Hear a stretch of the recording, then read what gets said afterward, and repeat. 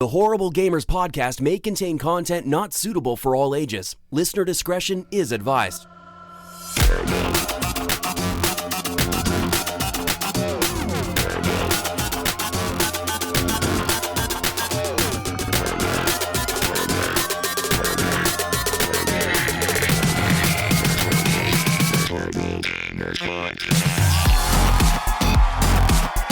Welcome, ladies and gentlemen, to Horrible Gamers Podcast, show number 286. We record on December the 7th, 2019. I am one of your hosts, Jesus Gonzalez. This is Jesus Walks Out. Today I'm joined by my friend, Henry Merrill from the West Coast, the best coast, Gunny Chief.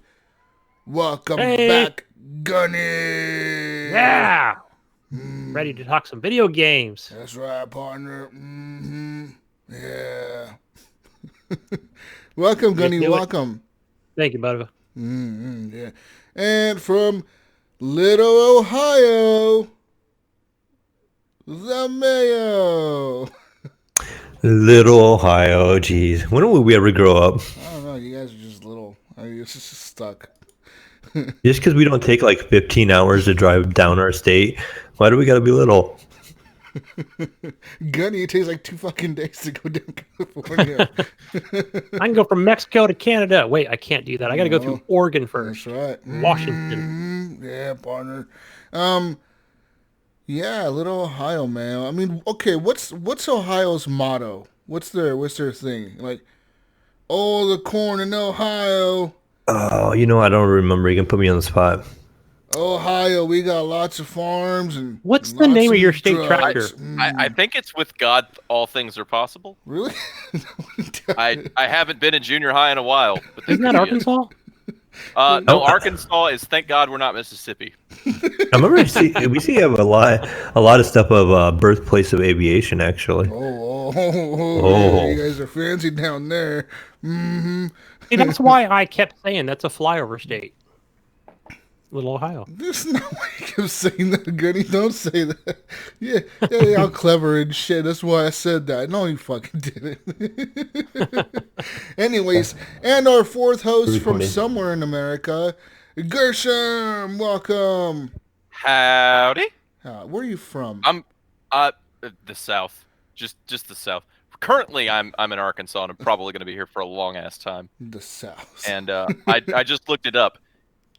Our official state motto is "Thank God for Mississippi." Oh man, that's rough. It's rough. We're 49th. They're 50th. Damn. God bless them. Wow. Okay. Yeah. At least you know your motto. Mayo doesn't know his. No, I don't even know it. He calls himself a big Ohioan.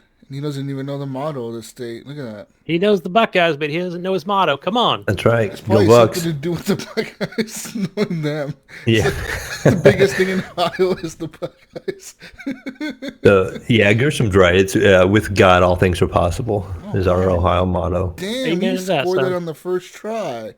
I got bonus points and shit for that. I was an overachiever in 8th grade. I'm not anymore though. No worries. Yeah, because you guys are the ones passing all the crazy laws about fucking abortions and all that stuff, huh? Who, Arkansas? No, Ohio is. Oh. Yeah, Ohio got all them crazy laws, Mayo. That's the Bible Belt down there, baby. Y'all got them crazy God laws down there. Mm-hmm. Partner. You would. You guys are probably gonna ban that Jesus Christ game. It'll be banned in Ohio. God, I want to play that so bad. I want to bring that to church and play that. Anyways, people, you can follow us at Twitter at _Horrible Gamers. Leave us a review on iTunes, on Stitcher, thumbs that shit up. On Google, leave us a review there as well. Leave us a review on our Facebook page. That's Horrible Gamers Podcast. We have a page on Facebook. That's right. We're fancy. And we have a closed group, so that means anything you post in that group cannot be seen by people that are not part of the group. You join that group. You answer a few simple questions. If you do not answer the questions, your ass is not getting accepted. It's plain and simple. I don't give a fuck who you are. I don't care. You could be Donald Trump, and I ain't gonna accept you. So, yeah. How about Plot that? twist, one of the questions is asking for nudes. Yeah, that's true. It's true. The D. What's the D is the question. Sedentary man. You can support the show over at Patreon at patreon.com/horrible gamers like our friends Adam Sunday, Alan Maybe H, Bo Sassone, Bill Garner II, Brandon Willier, Brian Capessa, Chad, The Commandalorian, David Snyder, Dirty Bite, Evan Tanaka, Henley M, Jesse Kraft, John Jerome, Jonathan D. Hall, Marcus Polanco, also known as M. Polo, MacMod, Nipron, Pork Chop Poo, Robbie Wheat, The Mayo, Subbaiter, and Vader Holic. Woo! Yeah. Thank you guys for being Patreon machines. Yes, thank you very much. Yeah, that's right. Anyways, you can also support that show, Mayo. You can also support the show by going over to Stitcher. On Stitcher, you can listen to some of your favorite shows ad-free with Stitcher Premium, like My Favorite Murder, Wolverine the Lost Trail, which I've been listening to this week, and that show is actually really good. It's just like, it's not about Wolverine like you guys may think it is. It's about like these two detectives that are like, they're like in this Alaskan fishing village, and they're like, what's going on with all these deaths? These people are all cut up and shit, like, what the fuck? And the sheriff is like, oh, don't worry. There's them big bears out in Alaska. They got attacked by the big bear. A big bear got him. And then, like, the two detectives are like, we don't think this is the bear. We know it's something else. And it makes me think they're not, like, cops. It makes me think they're, like, some kind of, like mutant hunters or something. You know what I mean? Like there's some kind of like mutant. The voice of them? Like no, like the way they're acting. It doesn't seem to me like they're like FBI agents or something. It seems to me like they're like mutant hunters or something. Like people that are like capture mutants. You know what I mean? Yeah. Because Like in this, Men in Black. Oh, okay. yeah. Like they're like the Men in Black. Like they capture like the mutants. So like the mutants that are doing crazy shit around the world. Because in this universe, it seems to me like the people know about mutants and they know about like people that have crazy powers, but like most people are just normal humans, and they're like, fuck those people. Like, there's none of those up here in these Alaskan fishing villages, and ain't no mutant around here. Just us good old American folk drinking beer and fishing. You know? but the Wolverine is up there fucking shit up. Just he's killing people and shit, killing all kinds of people, and these guys are trying to figure out why the fuck he's killing people. And it's a really good story. It's like acted out. Like it has like sound effects. It reminds me of kind of like, I would say the No Sleep podcast, but maybe a little bit better quality because it's more scripted. You know what I mean? Even than that. So it's really well done, and it's exclusive to Stitcher. So go listen to that over at Stitcher. Sign up for Premium. With Premium, you get access to Stitcher Originals, such as that show, bonus episodes, comedy albums, and so much more. It only costs $4.99 a month and $34.99 a year. You could go right now, Gunny, right now to Stitcher.com/premium and sign up today. Using promo code HorribleGamers, you get 1 month for free. That's right. So use promo code HorribleGamers, all capitals, no spaces. You get your 1 month free on your plan. Yeah. Go. Stitcher's good. Go right now, Gunny. Go do it. Go. I'm on the Stitchers right now. I got it on my iPad and my Google Pixel phone. No, speaking of Stitcher, and speaking of iPads, on your iPad, Gunny, you can head on over to Redbubble. In Redbubble, you can go to Redbubble. Go right there. Like me, I'm just... Got it. I got the app. You there? Okay. Search Horrible Oh, he's got Gamers. the app. He's fancy. Bam. Well, you recommended it, Mayo, so I thought it was really good. Yeah. Search Horrible Gamers, Gunny. Go. Do it. Horrible Gamers. And then once you search Horrible Gamers, you're going to see a guy wearing our t-shirt on like a logo of our shit on his t-shirt. You click on that dude. Once you click on him, you can find over 70 items to buy, Gunny. Over 70 items to buy in the store right now. There's tons of things in there. Tons of things. Native told me he's going to get the mug. We'll see if that order comes through here pretty soon. Native wants to get that mug. He said, You know why, Gunny? Because you got the mug. Oh, yes. And he says, I was using that today. I put my protein drink in there today. Yeah, that mug is pretty fucking fancy. So, that's right. Get the mug, people. Get a cell phone case. You get a cell phone case, Mayo. You get a Yeah, I need to order myself a T-shirt yet. You want a blanket, Mayo? A comforter? A spiral notebook? Just have a spiral notebook. Yeah. Anyways, head on over to Redbubble and support this show by buying gear. And people, like I'm telling you, like Mayo said, if you just give them like a random email address, these guys will send you fucking coupons like every other day. I have them on my thing. I have been getting those emails lately. Yeah, I have them on my thing because I had to sign up for it, right? Because I had to make the account or whatever.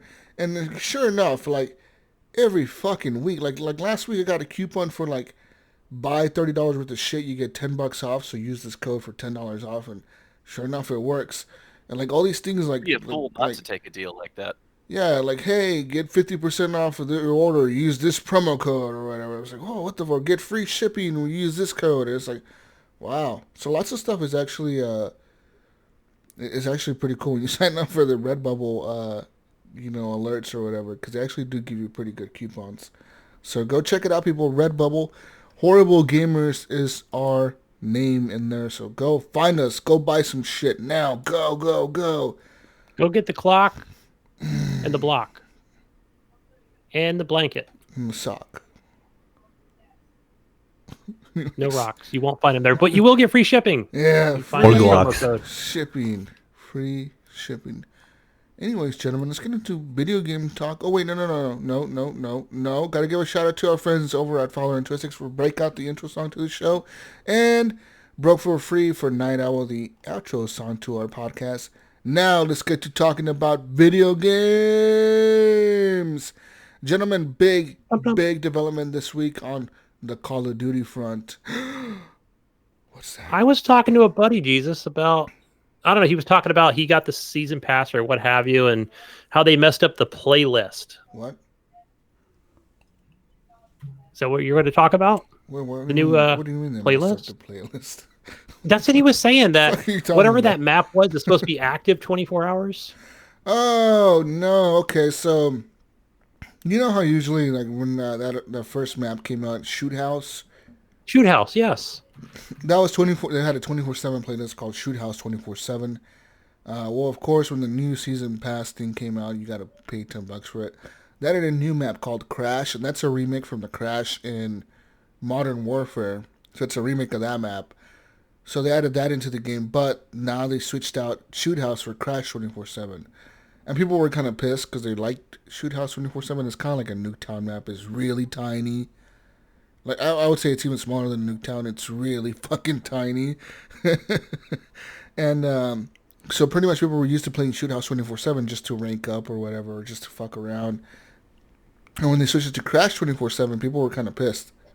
They say Crash is not a good map. They don't like it. Personally, I think Crash is a better map. But that's just me.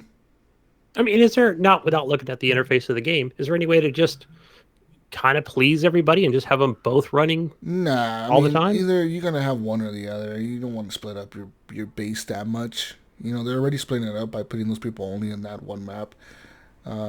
But it is what it is. Whatever. It's not a big deal. People make it such a big deal. It ain't a fucking big deal.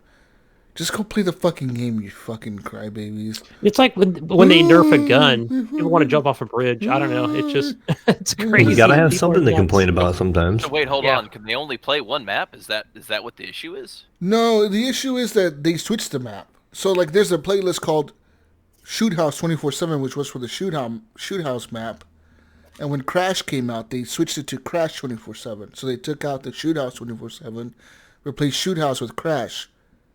And people were mad about that. They were like, oh, where's Shoot House 24/7? Where's Shoot House? And then people complained enough, and they switched it back to Shoot House 24/7. So now if you go on Call of Duty, it's Shoot House 24/7 again, not Crash 24/7. Yeah, what a thing to bitch about.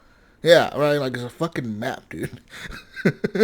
Anyways, the new season came out. I actually bought into it. It's $10. That's 1,000 COD points. So right now they sell packs of 2 500 packs. So a 500 pack of COD points is $4.99. A $10 pack gets you 1,100 COD points because they give you 100 for free. 20 pack gives you 300 free COD points, so you get 2,300 or 2,400, I think. And then, of course, a $50 pack gets you like 5,000 COD points, and then a $100 pack gets you like 10,000 COD points, whatever. It is guaranteed in the season, though. If you beat the season, if you get the 100 levels during the season, which lasts 60 days, that's shorter than both Apex Legends and Fortnite. Just to let people know out there, that is shorter than both Apex Legends and Fortnite. Anyways, if you do reach level 100 in the season, you will get your money back and then some. You get like 1,300 coins back. So, I mean, I think I'm gonna beat it. So, yeah. The first 20 levels are free. First 20 guns are free, or for something like first 10 or 15 guns are free. They're part of those first 20 levels. Once it gets beyond those levels, you don't earn any more XP towards those levels. You don't get anything unlocked after that. So unlike Apex Legends or Fortnite, where you can just play the whole season and get the 100 levels and get some free stuff up to the 100th level, that doesn't apply to Call of Duty. You only get free stuff up to the 20th level. Beyond that, you have to pay to get that stuff. So there's that. A lot of the stuff is cosmetic. A lot of stuff is spray paints, gestures, watch skins, skins for your weapons. We've seen the blueprint thing where you have blueprints for certain weapon types. So, like, if you don't have attachments unlocked for a gun, you can just put a blueprint on it and it'll give you those attachments. So, lots of blueprints are in the game for LMGs, sniper rifles, pistols, etc. I want to say I'm level like 10 or 11 or 12 in the season pass. So, I'm not super, like, far into it, but I'm going, slowly but surely. And, yeah. Ask me anything, guys. This is an AMA of Jesus Call of Duty experience. Yeah. How many gold guns do you have? 2 now. 2. Oh, it's up to 2. What? Mm-hmm. Yeah, what's up, Gunny? Catch up, motherfucker, you. Yeah. Damn. I'm still on my like bronze gun here.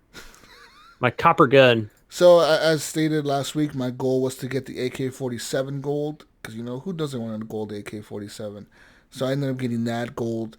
Now I'm working on... I don't know yet.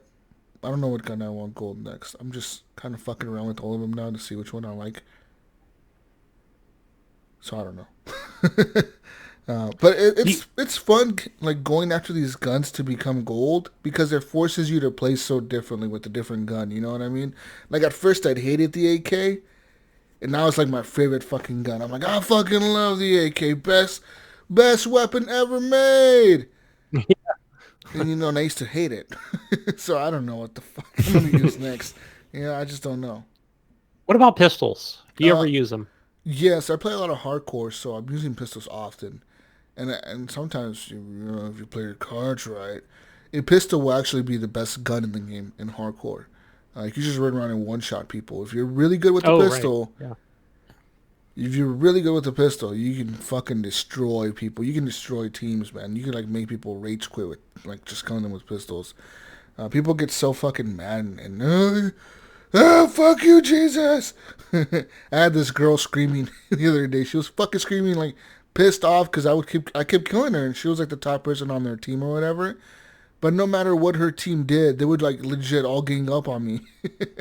And I'd fucking pull some John Wick shit and just fuck everybody up. And they were every time I killed them, I could just hear them on the kill feed talking like, fuck that guy, fuck, he's over there. They were just cussing me out. I was like fucking laughing. At the end of the match, we won. I got like 30-something kills. Died like 10 times or something. Yeah, they were pretty fucking pissed. It was like a Jonathan moment all over again. Yeah, it's pretty much like, it's kind of weird how people keep complaining about how this Call of Duty is too hard because it's skill-based matchmaking now. It's not connection-based matchmaking. So, like, for example, if you do really good, you're going to be teamed up against people that are really good. The problem is, I don't find that issue. I feel like I'm teamed up against, or put against people that are, like, in my skill level, and it actually feels pretty good. Like, I don't really lose often, but when I do, I feel like, okay, like, I lost that because, like, either my whole team was just shit, or I wasn't playing up to, like how I should have been playing. Like, we lost that for a reason. It's never like, I never feel like I lost that because of some fucking hacking bullshit. You know what I mean? Or some dude had an aimbot or something. Like, it just never feels that way, It always feels like I lost fairly. And I like that. I like to know that I lost because some dude was actually better than me, not because he just got lucky. And of course, there's moments where you feel like that person got lucky, but whatever. Like, it's Call of Duty. It's going to happen. So, I just don't get why people are complaining about skill-based matchmaking. That's like, I want skill-based matchmaking. You know, I want people that are on my skill level to be fighting against me. I don't want to be fighting against noobs or new people, you know what I mean? Because you put me in a lobby full of, like, level 1s that people that just got the game this week, I'm going to have, like, 50 fucking kills, dude. Yeah, You I never understood that complaint either. Like people complain about matchmaking you with people with similar skill. I think that's how you're going to improve. Yeah. You know, it's going to be challenging for you. And why do you want to sit there and play against people that are of a lower skill, and or like say you run into across multiple people that don't have the fundamentals in a shooter. You know, and you're like, oh, I killed a bunch of people way worse than me. You know, where you're not going to learn anything from that. Yeah, it's just a fun game. And I had a blast playing with it last night. I played with Native. Brink showed up, but Brink's new computer kept crashing. Like, the game just wouldn't work. Like, so much for a new computer, man. He's like, yeah, I don't know what the fuck's going on. But apparently he's not the only one having issues. A lot of people are having issues with it since the patch. They did a patch yesterday, which was, like, the patch was to, like, update the menus. They look a little bit more like, I don't know, they show the store shit now.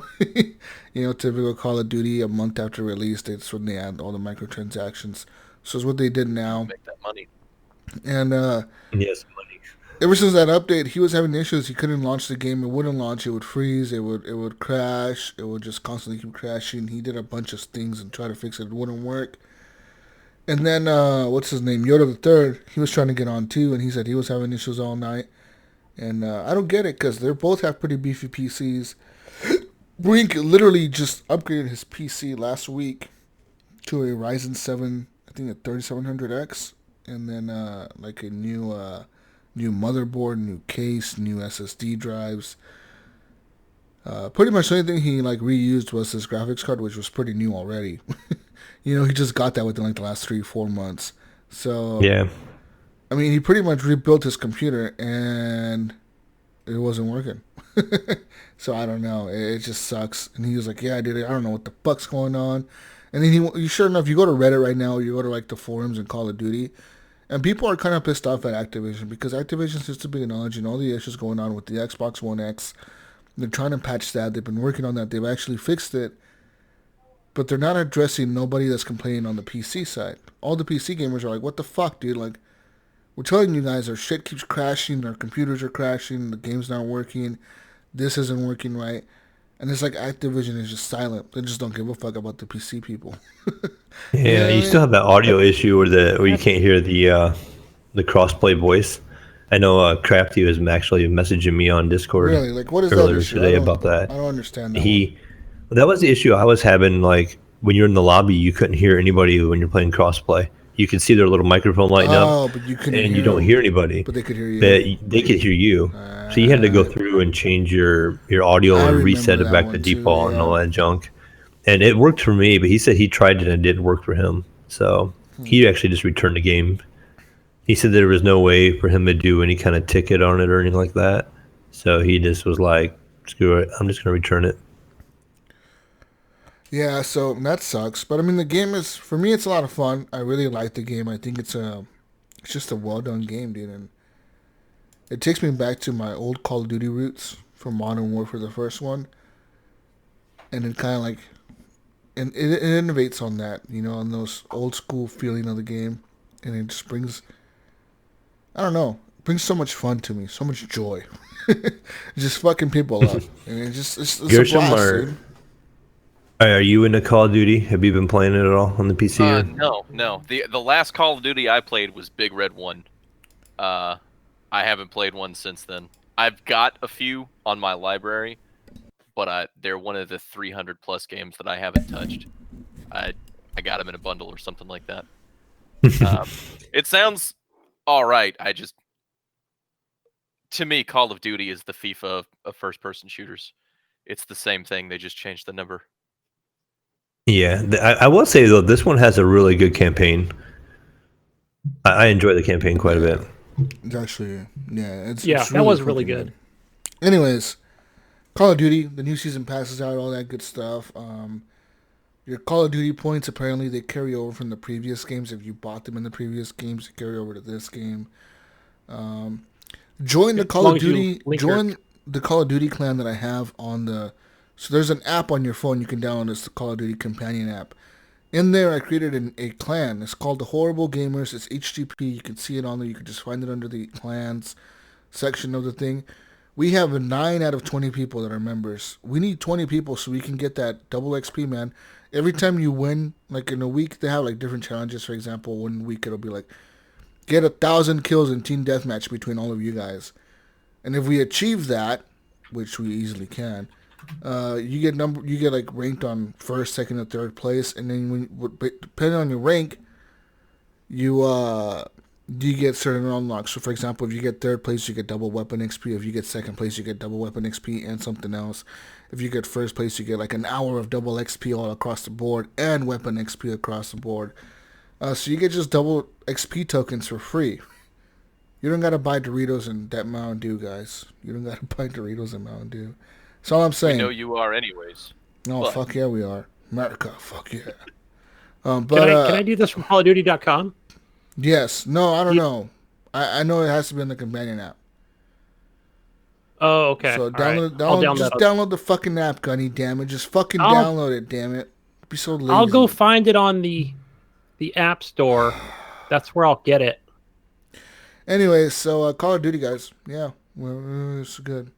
Oh, and I beat I beat the Spec Ops missions. That was last week. I told you guys about that last week. Yeah, and thanks for not playing hardcore mode with me, and bringing me into the fold with Brinken last week. What? And Native Lives Matters. Last week we played. We played last week? Yeah, we played Call of Duty. I don't remember what day it was, but you were like, "We're gonna go hardcore mode." I was like, "No, I won't do it."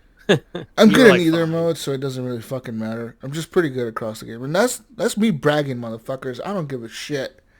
I'll 1v1 anyone. I was ready to rage quit.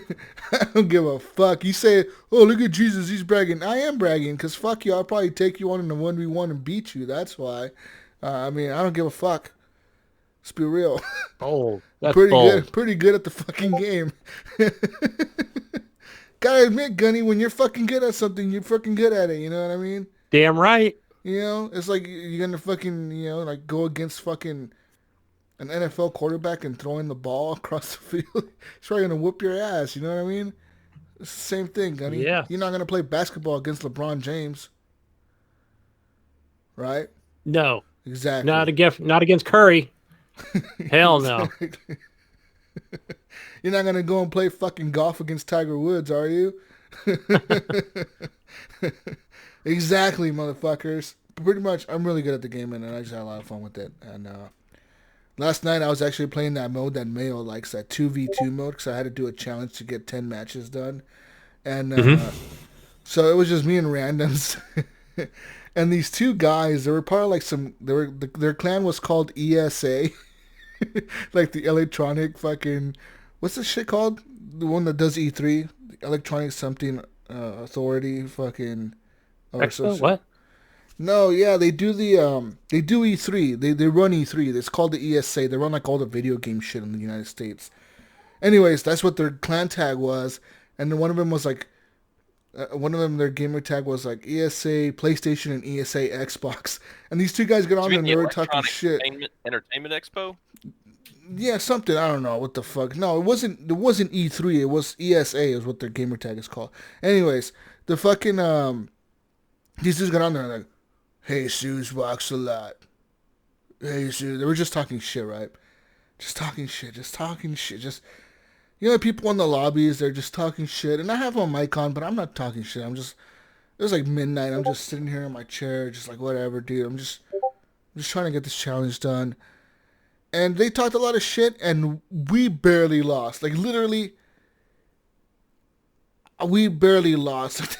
We went 5-5, and it was a match point. Like, literally, we were like tied up 5-5, and this person who won this match was just the winner.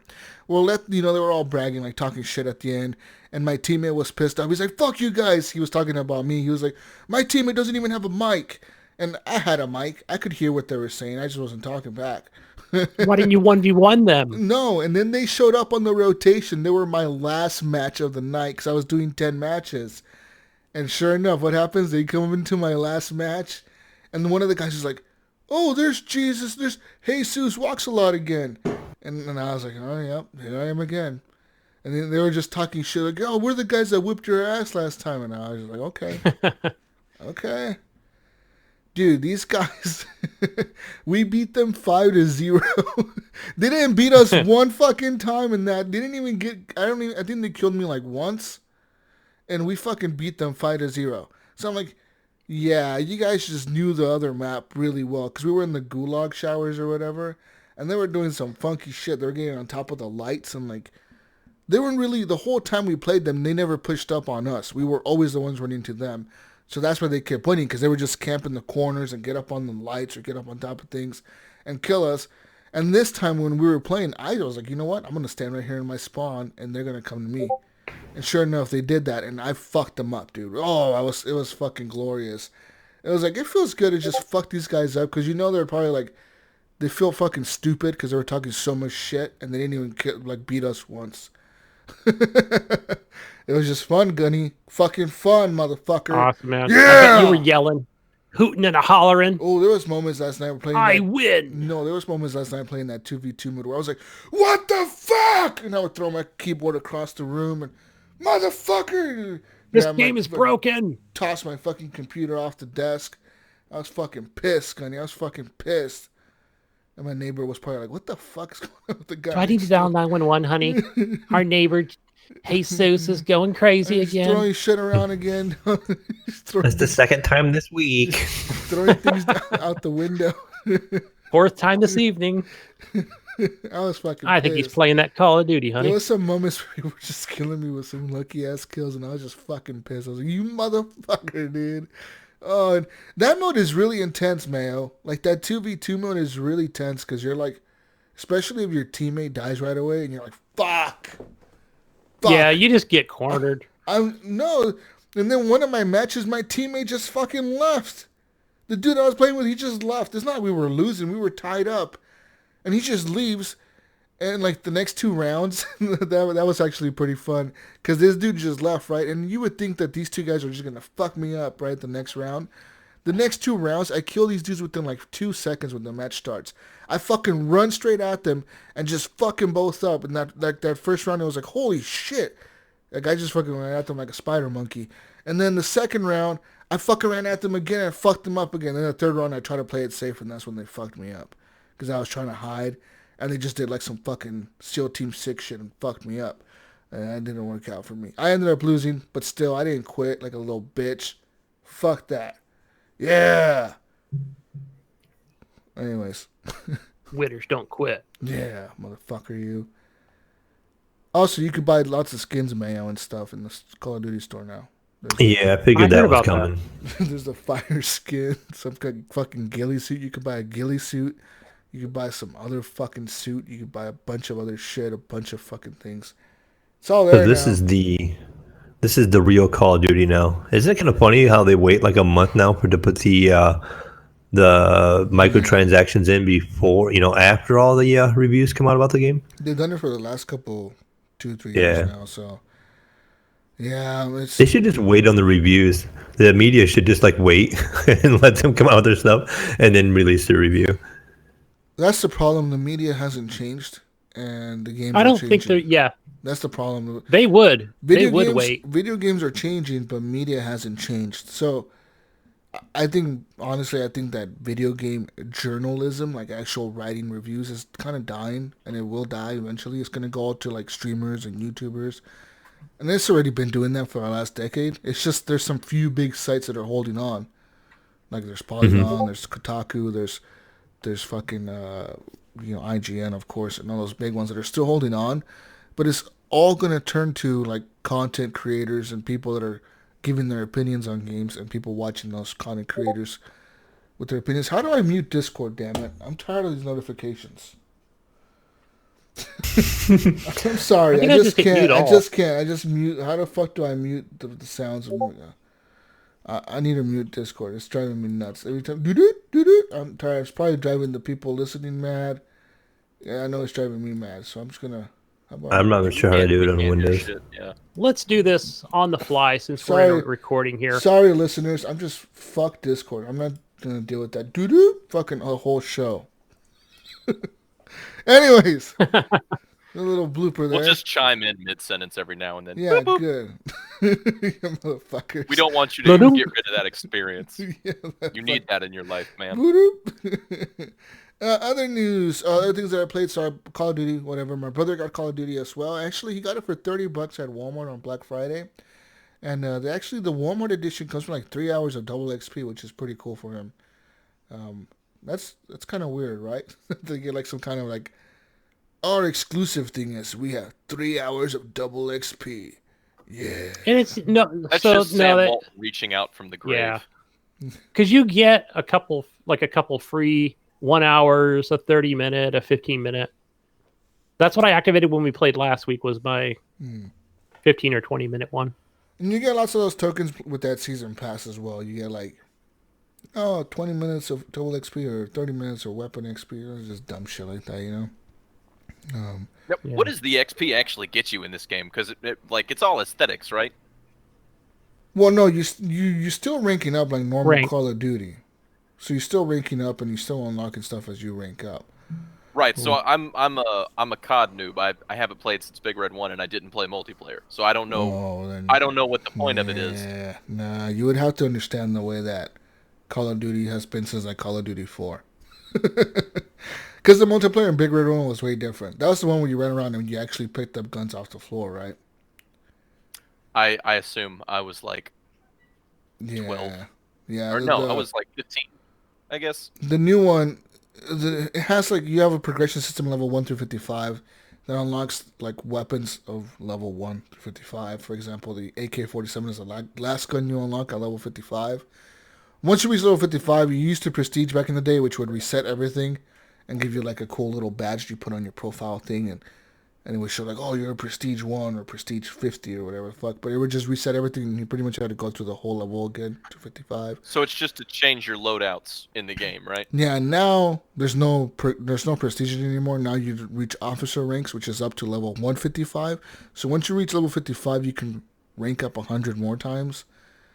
And those are just officer rank progressions. They're kind of just like a little badge that changes a number.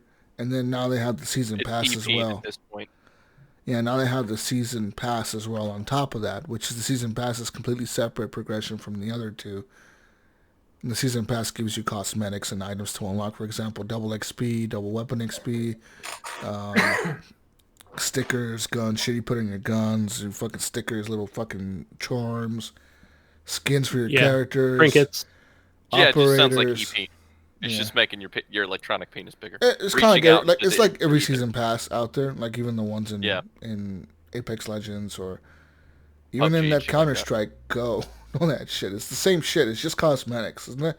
They invented it. Well, not just cosmetics, because in this Call of Duty you actually get guns by buying the season pass. So like you actually you do get like unique weapons to the season pass if you buy the season pass. There's weapons that you can only get by having the season pass. So technically, if you want to have all the guns in the game, you have to buy the season pass. Which some people don't like, but I'm like, whatever, dude. I like it enough where I'm gonna buy the season pass anyway. So whatever. Fuck you for enjoying something. How dare you? Yeah. You and your pay-to-win game. Fuck you, Gunny, motherfucker, you. I don't like your pay-to-win Your games. happiness angers everyone. Specifically yours. Moving on now, guys. I played another little game called Wreckfest. Wreckfest. What you were like? What's this? I want to play. I actually keep thinking about buying this game. Looking to get this game. The lawnmower races on Wreckfest are the best. Yeah, I thought they were like go-karts, but I guess they are lawnmowers. Just run motherfuckers over and hit them with the blades. It's great. I want to give a shout out to THQ. They sent me a review code. THQ Nordic did. They sent me a review code a few weeks ago. I just haven't got a chance to get to it. But shout out to you, THQ. I see the emails. Yeah, I got a review code for the PS4 version of the game. So I downloaded, and first thought that came to my head when I launched the game was, like, this looks like really good. You know what I mean? I'm used to seeing games on the PC recently with like great graphics and shit. But the PS4 Pro, like, whoa, man, like, the breakfast looks really good. I was like, wow. And then, you're right, first mission I did or whatever in the campaign was that lawnmower race. This stupid as fuck. It's like 50 lawnmowers and a fucking, like, square thing. And wreck each other, and you gotta take out 5 lawnmower dudes. Sounds like some Ohio stuff. That's exactly some Arkansas shit. I guarantee you there's somebody doing that right now. And you're like hauling ass with like some dude on a fucking... in their hand. Like some dude on a like a riding lawnmower just hauling ass, and boom, you fucking ran into some other dudes, and you're like every so often your lawnmower will blow up because you take so much damage, but you'll just respawn. And the whole goal is like on a timer, so it's like a 5 or 10 minute timer. In the 5 minutes or whatever, you have to take out 5 lawnmowers. Have you played the one where you have to wreck Santa specifically? Oh no, I haven't. I haven't really played much of it. Then I went on to play some other of the races, the actual racing, and that's actually pretty cool because you can just fucking take people out as you're going on a fucking corner. You know, like in NASCAR games, what I tend to do, Gunny, or in F1, Formula 1 games and shit, what I tend to do as an aggressive person, an aggressive driver, my whole strategy to win a race is to haul ass, all right, go fast like Ricky Bobby, and you're going to make a left turn, Gunny. But as you're making the left turn, you do the turn on the inside, and you slam onto your opponent, and you slam them into the wall, and you keep going full speed. And this game is like, it's designed for that. Like, you just fucking slam into your fucking, like the other racers just boom, fucking slam into them, and they're just like, the fucking car will flip over and flip around you, and fucking, like, if somebody slams into you really hard during the race, they'll become your rival. And the whole goal is, like, you have to get back into the race and try to catch up to them to make them crash. And then they'll give you, like, double XP for crashing into your rival. You get, like, extra points. Yeah. And, dude, one of my races, my car was fucking, like I was like, this would not be legal to drive in any fucking race. The fucking whole roof was dented in because I flipped it over, like, 5 times. The fucking roof was, like, caved in, had no doors left. Like, the front wheel was sort of, like, fucking wobbling off. And wobbling? Yeah. The car was smoking. There was, like, smoke coming out of it. I was like, yeah, in any other race, you'd be fucking out of the race so quick. And, yeah, I just fucking... It's a fun game. You just wreck shit. You just fucking... If you ever wanted to go fast and crash into things, Mayo, is that in your blood? Is that in your Ohioan blood? Then you guys race cars out there in Dayton? In Dayton, Ohio, we go real fast and we turn left. And you're muted, Mayo. You're fucking muted again. You know, unmute yourself. Unmute yourself, motherfucker, you. It's a little confusing on the mute thing on there. I know, yeah. I'm like having noisy background, so I'm like mute myself off and on. But yeah, it's a good Ohio thing. I used to love Destruction Derby on the PlayStation, the original PlayStation. It reminds me a lot of that game. That's what it reminded me of too. Yeah, about the only thing, like, this reminds me, like, I want a Twisted Metal game again. You know, like a really, like, modern one with, like, some cool shit in it would be nice. Like, make it I saw the last one. I want a realistic Twisted Metal. You understand what I mean? Like, I want it, like, kind of based in reality. Like, have the dude who's the killer clown with the ice cream truck, like, actually be driving an ice cream truck and be dressed as a clown. And, like, just be shooting guns out the window and shit or something. You know what I mean? Or have dudes in the back that open the back doors and fucking shoot at everybody with guns and crazy shit. I want crazy shit like that, you know? Yeah. I was looking at the latest PSN sale, year-end sale or whatever they're calling it, and they had Twisted Metal on there from 2015. And I'm pretty sure that was the last one they made. And they did a poor job at it. I remember. Like, the reviews were crap and... I just want like a modern one based on reality and like a realistic one. Maybe I wish somebody would make one on the PC. Yeah. But put some actual money in it. You know what I'm saying? Like, and just see if they can get the license for it. That would be awesome. Yeah. I think a community would go nuts with it. I was asking Jesus if he played Crossout. It's not really based in reality, but it's similar to Twisted Metal. Yeah, I played Crossout. Like Minecraft and Twisted Metal. Oh, that's an Xbox. Yeah. That's the one you build the cars, right? You like attach the gun on them. Yeah. Yeah, I like that, but no. I want something more realistic. More. I don't know. I don't know what I want. I don't know what I want, guys. That's why I don't make video games. I say I want something. You don't know what you want until you get it. That's how it normally works. That's how video gamers work. Moving on now. Another game that I played this week, guys. I've been doing so much over the last fucking week. I've been delivering all the packages, guys. I saw you playing that today. Did you get my request to view to watch? I probably ignored it. I don't know. I probably didn't see it. Thank you. Like, I want to see your broadcast, Jesus. I want to watch it. So I've been playing Death Stranding a lot, guys. I mean, like, so fucking much. I'm up to chapter 5 now. Yeah, I'm at chapter 5. And pretty much my whole goal now is to rebuild all the roads. I made up my mind. I'm going to rebuild all the roads in that fucking game. And I've actually done a really good job. I almost have the whole highway built from one end to the other. But now I'm building the roads out to the sides, to like the cities on the sides and shit, like in the mountains in the middle of nowhere. And I came to a point today where I just fought this like giant BT male. Like this fucking thing was like a lion. It looked like a lion. It had like a fucking golden lion mane and shit. And he was like, rah, and he fucking was like probably the size of a building. He's like fucking running at me and fucking jump up and jump on me. And I was like, you know what? Fuck you, bitch. I fucking pull out my gun because I have like this cool, like it's an assault rifle. And whoa, you unlock. Is this like an American game now? Is this for us Americans? Yeah, it's for us Americans. Is it a golden gun? It becomes an American game like in chapter 5 because you get like these assault rifles, and I got an assault rifle level 2. So level 2 assault rifle, it pretty much lets you shoot blood bullets, and that's like bullets made out of blood from Sam. And so pretty much like I fucking loaded my rifle and I was like,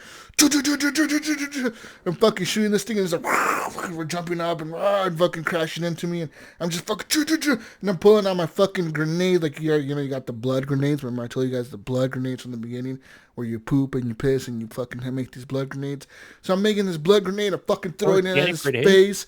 Fucking explosions are happening, guys. Everything's black because the tar is everywhere. Everything's black, and this motherfuckers fucking jumping up and I had Mama is in the game, right? And I had to look. The thing is, Mama wanted to go see her sister. So as we were leaving Mama's place, she's on my back. I got her like wrapped up like a caterpillar. And, all right, Mama, you're good. And I'm good, Sam. Let's go. And me and Mama, we just had a very emotional moment. There was an emotional cutscene before all this, and we're walking out, and there's motherfucking, what's his name? The guy who does all the voices. There's Troy Baker. He's the bad guy in the game. He's outside, and every time you see this motherfucker, it's like, you son of a bitch, something bad's gonna happen. And he, like, spawns this, like, huge, like, lion thing, and he's like, hey, Sam, hey, Mama. I'm just here to fuck with you guys. Here's a lion, and then he pops up a lion, and he fucking attacks us, and so I kill the lion, right? Male, right? Kill the lion. Mm-hmm. I get all my shit, all my, like, because I had, like, 1,000, like, ceramics, 1,000 metals. like, I had, like, probably, like, 400, like, I want to say I probably had, like, no exaggeration, like, 60 or 70 packages. And I had to, like, they were all scattered all over the floor. And a baby. They were scattered all over the floor. And I had to put him away in the locker of Mama's, like, factory building place. I had to put him away in the private locker because I can't lose that material because I took all those materials from the mules because I've been attacking the mule bases and just stealing their shit. So then me and Mama load up in a truck and we take off driving to, like, the mountains, which is, like, fucking far away. You have to go around this whole mountain in the game. So, we're taking off and we're going up the mountain. Everything's good. Everything's fine. We've had no encounters. We're building roads as we're headed up there. What happens? I get to a certain area where the truck is having issues going up the hill. It starts raining. It's like fucking thunderstorm. And the little, every time the thunderstorm happens, the power, like all your electronics shut off. So the truck that you're driving will usually shut off real quick and it just turns off. So the fucking truck just turns off on this mountain. Like, it's the snowy mountain. It's like the truck just shuts off, and I'm like, oh, fuck. I turn the truck back on. I'm trying to go back up the hill. It's all sliding everywhere. It's like you're driving on fucking snow, right? You're just like sliding up the hill. And No 4-wheel drive? and then fucking, no, there's no 4-wheel drive. Fucking piece of shit truck. It's like a fucking lame-ass Dodge or something. Anyways, you're going up the hill. And then fucking, what happens? A little, fucking little arm pops up and it spins up and it shows the little BB thing flashing. And I'm like, okay. I'm like, you know what? I could probably still make it through here. Like I'm gonna make it through here. Like, fuck it. I'm not getting out of the truck. I'm not like sneaking because I have a lot of cargo in the back. I'm just gonna drive on through. So I'm driving on through, and the fucking BTs catch me. And I do the thing where you're smacking them off of you, right? You're like hitting square, and you're trying to punch him, and you escape that first tar pit. And then I jump back in my truck, and I'm like, okay, I'm gonna go up this way. And what happens? I start going up the mountain again. And another BT catches me, dude. But this BT caught me inside of my truck, and he's pulling my truck down. And it's the lion BT again, the same fucking lion I just killed, like back in Capital Knot City or whatever. I just killed this motherfucker in front of Mama's base, and this motherfucker's back. He's like, he's like super pissed off this time because, I fucked him up the first time. And after fucking him up the first time, I had to like restock up on my guns. Like I had to like manufacture a new anti-BT pistol, a new pistol level 2, a new assault rifle level 2. But where did I put that stuff? It's all in my truck, like in the back of the truck. So I'm like, oh shit, I got no weapons to fight this thing. So I'm trying like a camping trip I had recently. So this fucking lion thing is like, fucking jumping. Luckily I had like 5 grenades, so the blood grenades on me. I fucking started throwing those at it, and it runs away for a bit. And I find my truck. I go to my truck, dude. I start fucking just picking up all the boxes because I don't know which one's the guns, right? I'm just picking them all up. And luckily enough, I grabbed my assault rifle, and I was like, yes. And I pull out the assault rifle, and I unload like 3 magazines into that motherfucker, like with my blood fucking bullets. I fucked him up, Gunny. Killed him again, that little bitch. Yeah. Fuck you, bitch ass lion BT. I can just picture somebody walking in and listening to your conversation and trying to figure out what the heck you're talking about. Talking about Mama and a shadow tiger and we was at the Walmart. I have no idea what the hell he's going on about. I'm just like, this is all some fever dream that you're having from my view. Because all I heard was that it was piss and walking simulator. That's all I've got. Hey, remember we talked about information I have. All right, remember we talked about drugs earlier? And then Mama, I took her to go see her sister. About drugs a lot. I took her to go see her sister, and I took her, and she met her sister. That's like her twin sister. But apparently she told me they were conjoined twins, and they were split up at birth. Like they had a surgery done, and they split them up. But they could still feel each other and talk to each other from like whatever distance. They could be like 1,000,000 miles away, and they could still hear each other and talk to each other and feel what each other's doing. So apparently, the reason Mama is called Mama is because Mama, guys, all right, listen, Mama had a baby. But during the time she was at the hospital to deliver the baby, there was a terrorist attack at the hospital. The terrorists that are running around with the BTs. These guys attacked the hospital. They blew it up, and Mama was stuck under rubble for days. All right? But her baby wasn't, her baby obviously, like, it died because there was rubble on top of her. But the baby became a BT, but like instead of it actually becoming like one of those black dark BTs that like kill people, this baby BT got stuck to her. So she like this whole time she's been raising this like baby that's a ghost baby in her lab. So when I went to her lab, that's why she's called Mama, okay? And then when I went to her lab, I had a cut. She gave me this new tool that can use to cut umbilical cords. And I had to cut the umbilical cord from her BB so she could leave the lab so we can go to her sister because she needs to get to her sister to convince her sister to connect the chiral network so we can keep connecting America together. And she did that for us, guys, all right? I had to take her up there, and she died up there when she got to visit her sister. She was like, sister, you need to help him, something. It was a bunch of cutscenes. And I was just like, yeah, cool. And then she just fucking died. I don't know what happened in the trip that made her die, but she died. Hashtag rest in peace, Mama. America will never forget. Spoiler alert. Smash that F button. Pay respects, guys.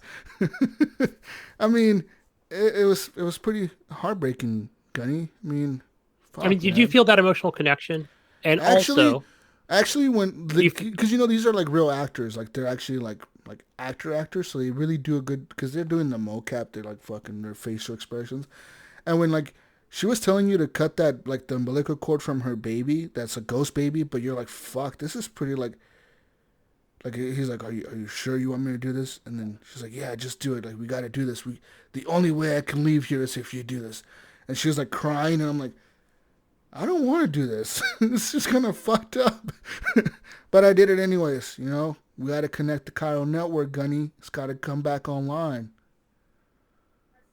This is a weird game. It's for the better, greater good for the country. I'm just glad it's an American game now since we got shooters. Yeah, it's very American. Me of that. Very American game now. It has guns, guys. It has cars. I mean, I can even steal people's cars. I can even steal people's cars. This is pretty much like GTA. It's just GTA 7. That's the next GTA game. GTA America. Yeah, this is a GTA clone, guys. By Kojima. There's markers on the map. I can drive to the markers. I can steal the cars. And this is that role-playing GTA, isn't it? You're being the postal role. Yeah. The postman Jesus. I'm pretty much just fucking up all the BTs. Like at this point, I don't really care. Like if I run into an area with BTs, dude, I'm just like, okay, where you at? Like I look at where my thing is flashing, like the direction that is showing me, like where the BT is, and I'll fucking pull out my BT gun. Like I have, like I said, I have an anti-BT pistol, and I have an assault rifle, and I have like the grenades and other shit that I can fight the BTs with. I'm just like, you know what? Fuck you. Like, pull out my assault rifle. Let's go, BT. Where you at, motherfucker? It's like I'm hunting for BTs all of a sudden. You know what I mean? The game went from like me being scared of those fucking things to me being like, nah, fuck it. I'm gonna kill all of you. Like, let's go. Where you at, motherfuckers? And then now even Mama. What's up? Early on in the game, were you dying a lot to them? Is that how this game kind of works? And then as time progresses on, you get...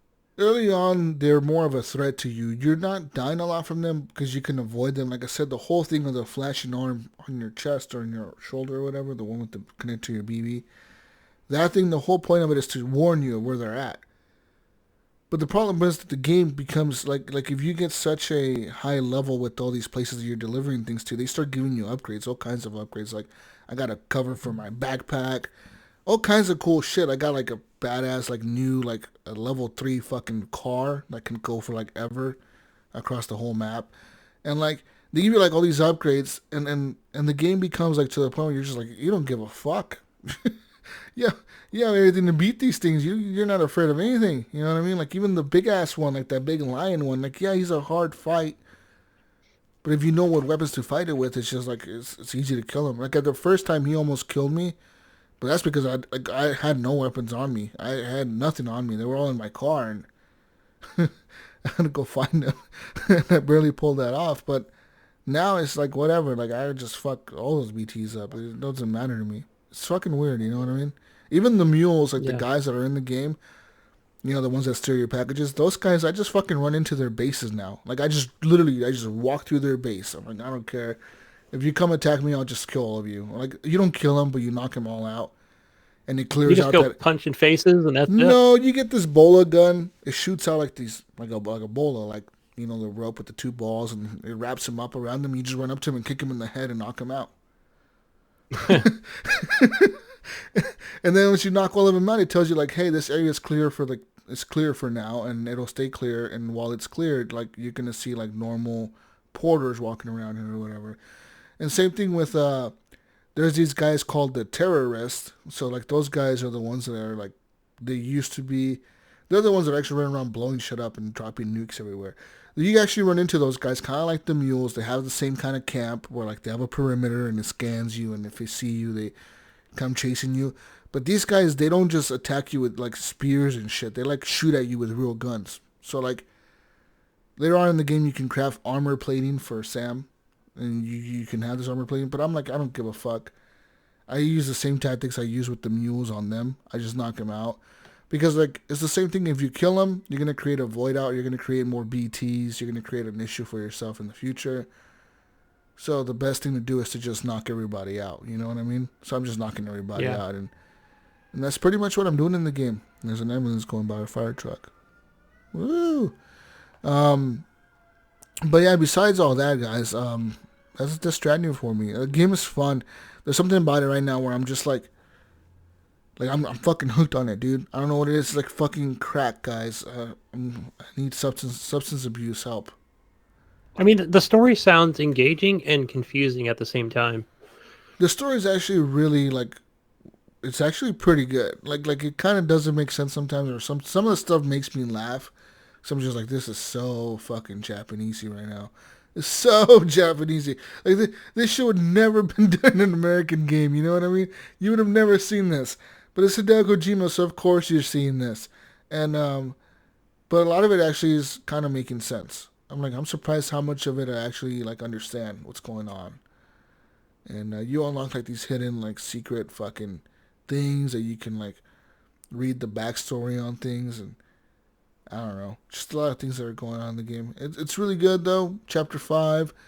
I hear this is probably the best chapter in the game because it is not a long chapter, but at this chapter you pretty much have all the cool things unlocked.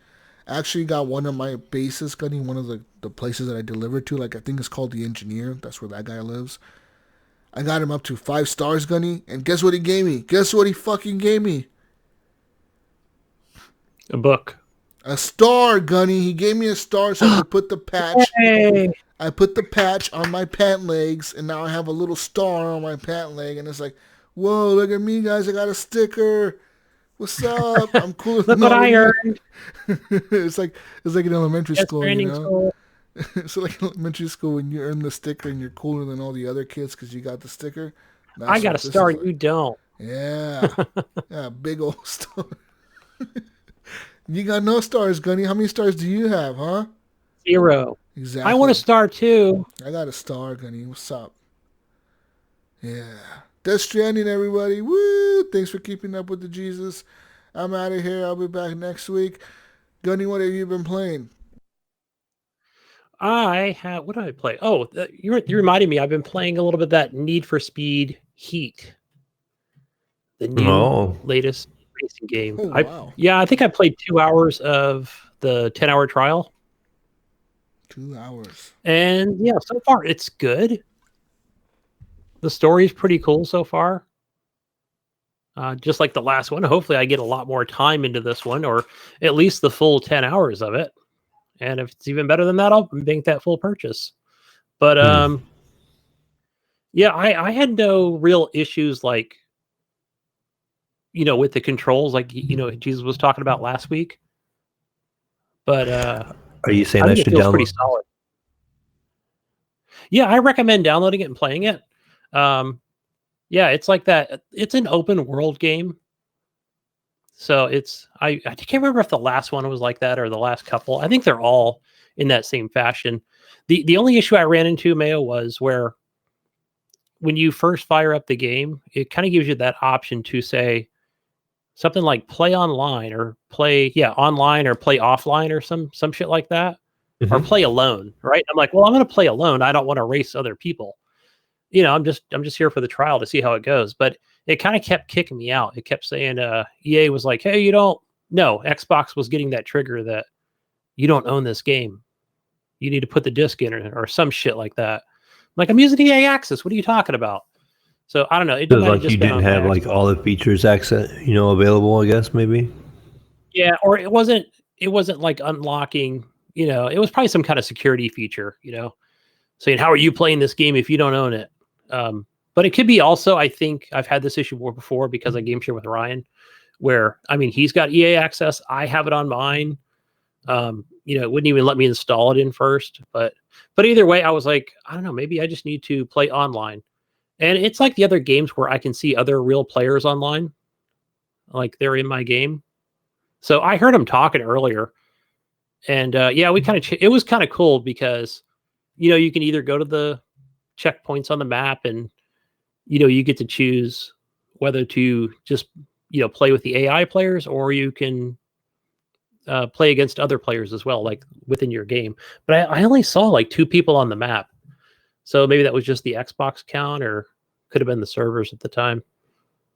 But either way, I'm just trying to rank up. So the best way for me to do it was just to play alone or against AI. And I felt like it was challenging. And I actually enjoyed like some of the tracks that they had me on. Maybe a little less actual AI traffic next time. Like I felt like they had more than like a Forza game. Because that was a little frustrating. You're like more like I think of Burnout Paradise is a game that pops in my mind right away when I see this, with a day and night cycle.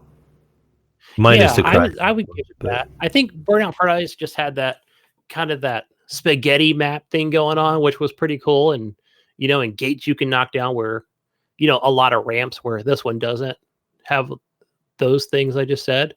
Mm-hmm. It's a little more flatter, I'd say. This time around, but it does have like oceanfront, and it's got like a canal running through it, like you're in Los Angeles or something. Because I'll be driving around at night, and it even says like, "Hey, you can earn more XP at night if you do races at night or more events." But sometimes it is kind of hard seeing like, where's that canal at? Where's the wall? It's like, crap. Maybe I need to turn HDR off and turn the brightness up. But no, like in some of the races, it's weird where it'll kind of give you these lights to kind of say, hey, coming up ahead, you're going to be going left. And what I thought was pretty cool about it was where the one thing I kept doing was I wanted to drift like kind of into the corners to, get around faster. And I thought, okay, I'm thinking Forza. I'm thinking, come up, I'm going to lay off the trigger. I'm going to press B on the controller to kind of get me into the slide and right trigger again.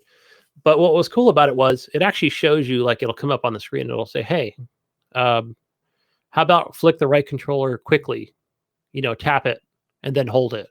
That'll actually help you drift. And I'm like, son of a gun. That's what I was doing wrong. So once you get that down, like that was one thing that gave me that edge to either come in first or second place in the races. And that felt pretty good getting around the corners. And it'll give you like a basic. I'm surprised you like this fucking game. I thought it was shitty. I enjoyed it. I don't know. It's just it's good. I like it. You get that basic upgrade at first. You go in, get your first nitrous container. So and that takes a little while to build up. But I think the thing I like about it is it's not the one thing. It's not throwing all these numbers on the screen when I'm racing. When I'm racing, it's just racing. There's no other crap on the screen going do spins and donuts, then keep racing to get to the finish line. It's like, no. Matter of fact, it's pretty straightforward. It says right before the race starts, your goal is to be first. That's it. That's what I like. Right? It's like, I don't want to be last. I don't want to go around each turn on 2 wheels. No, I want to race as fast as possible and be number 1. That's what I've always wanted. That's kind of a new thing for Need for Speed, because everything else they do is they just try to complicate the racing aspect of it. Yes, I know. And that's what I was concerned about. I'm like, well, that's why I'm glad there's a trial. And I'm like, oh, sweet. They made it super simple. I can tell that they actually took some, they took some things from the Forza series. They looked at it and they went, what did they do differently? Or I think they kind of took it looked at like maybe a Forza 7 and a little bit of the Horizon and said, what do we do here? Let's put in some decent little rap hip hop music and tell them to come in first place. Fuck, that works. I like that. What all of them need though, they need to take after Project Cars and have a VR mode, because Forza would be awesome in VR. But because I really love Project Cars 2 and virtual reality, it's really fun. Is there an option on the Origin store for VR? Do you know? I don't think so. Or Jesus, do you know if there's anything like that for any EA game on the PlayStation? No. I'm just curious about if EA is invested in any way into VR. Well, they have the Star Wars license for that Vader Immortal game. and they have that. That's not EA though, is it? Because that's on Oculus. No, But that's EA different. owns the rights to all Star Wars games. Not all of them, because the Mayo, you they played that do. one. I heard somebody else talk about a different Star Wars What? game. No Yeah, way. on Vader Immortal, I'd never seen anything on EA, and I bought it through the Oculus store.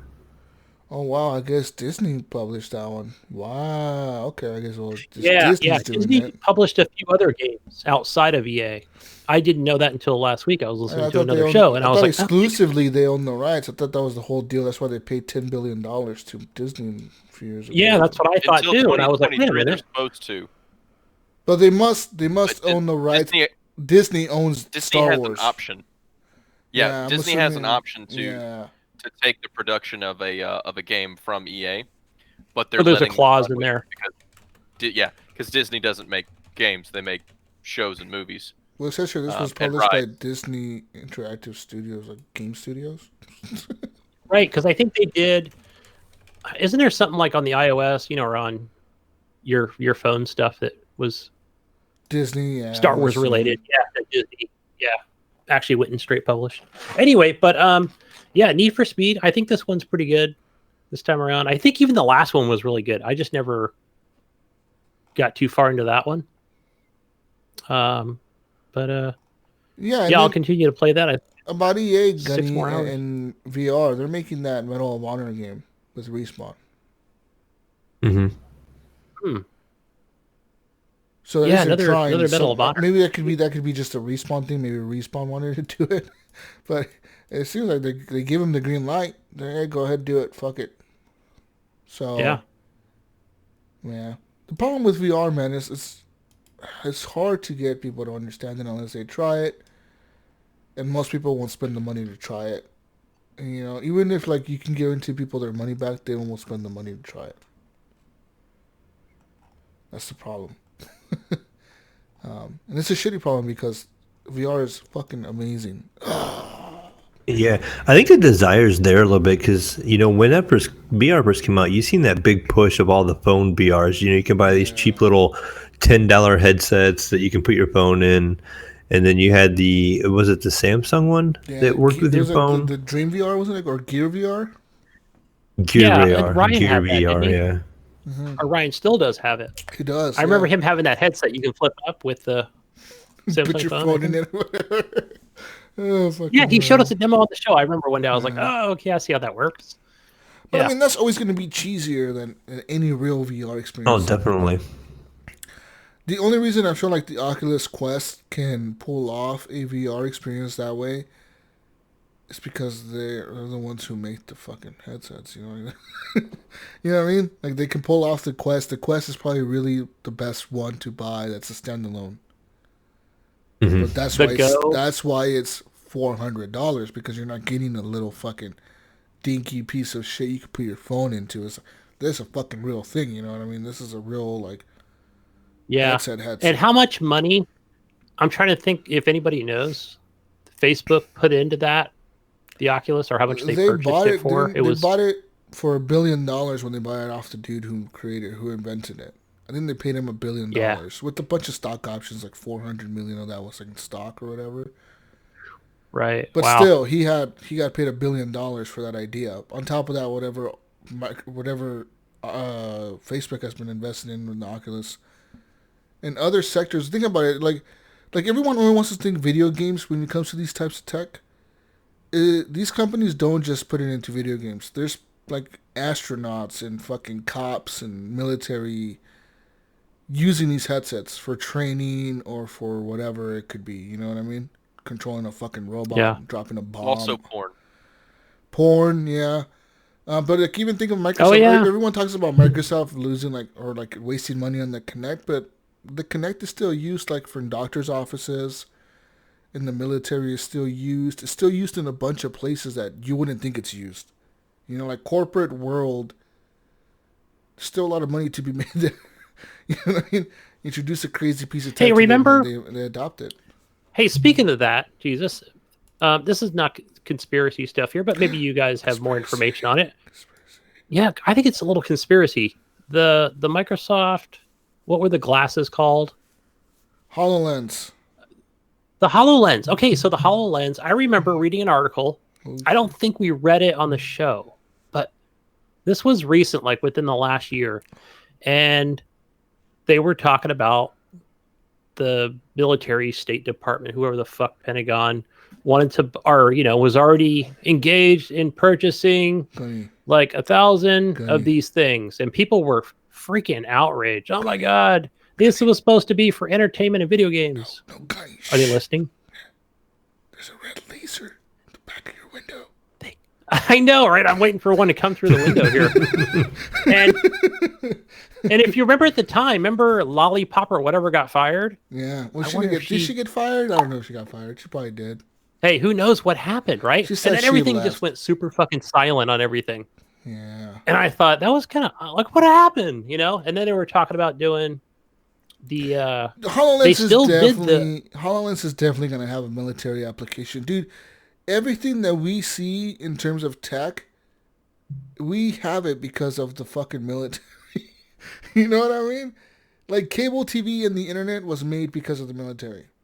Like they had it before we had it. They had it way longer before the public, had it. Like webcams made by the military. All this shit like satellite dishes, satellite TV, all that shit was made for the military first. A lot of things are made for the military first. I wouldn't be surprised if HoloLens was made for the military first, and then Microsoft was just like, you know what? Fuck it, let's just announce it and like show it off to people, and then we'll release it to the public eventually, sometime. Yeah, it wouldn't surprise me either. No surprise. But I thought it was odd, and then they were doing. Remember, they were also doing the Halo experience. That kind of ended, I think, this fall. But they're going around the different cities in America, and I assume it had also something to do with the HoloLens. They show the Halo experience, and anyway, I just thought. Yeah, I had hopes for it. Maybe it's still a thing, like you said, and it might still even be in the store. I haven't even looked, like in the Microsoft store, on everyone's PC. But who knows? It could be gone now. You could buy one right now, Gunny used. Let's go on to good old eBay, guys. Shopping for Christmas time. Let's shop for Christmas That's what time. I You want. could buy yourself a brand new used Microsoft HoloLens Development Limited Edition Virtual Reality Goggles headset. Holy shit, that is a long name. Your pick, guys. $2,500. $2,500. This comes with the memory of 64 gigabytes and 2 gigs of RAM, Mayo. 2 gigs of fucking RAM. Yeah. Oh, check this out, too. Here's the other thing. Mike Ibarra, the guy that went to work at Bethesda. No, where did he go? Blizzard. Yeah, Blizzard. So I remember he bought one. He bought one of these to play Microsoft games. Well, right. I'm sorry. Yes, because he was the vice freaking president of stupid company. So I remember he put out a tweet. Right, he loves to tweet stuff out, he loves and he just throws anything out there, right?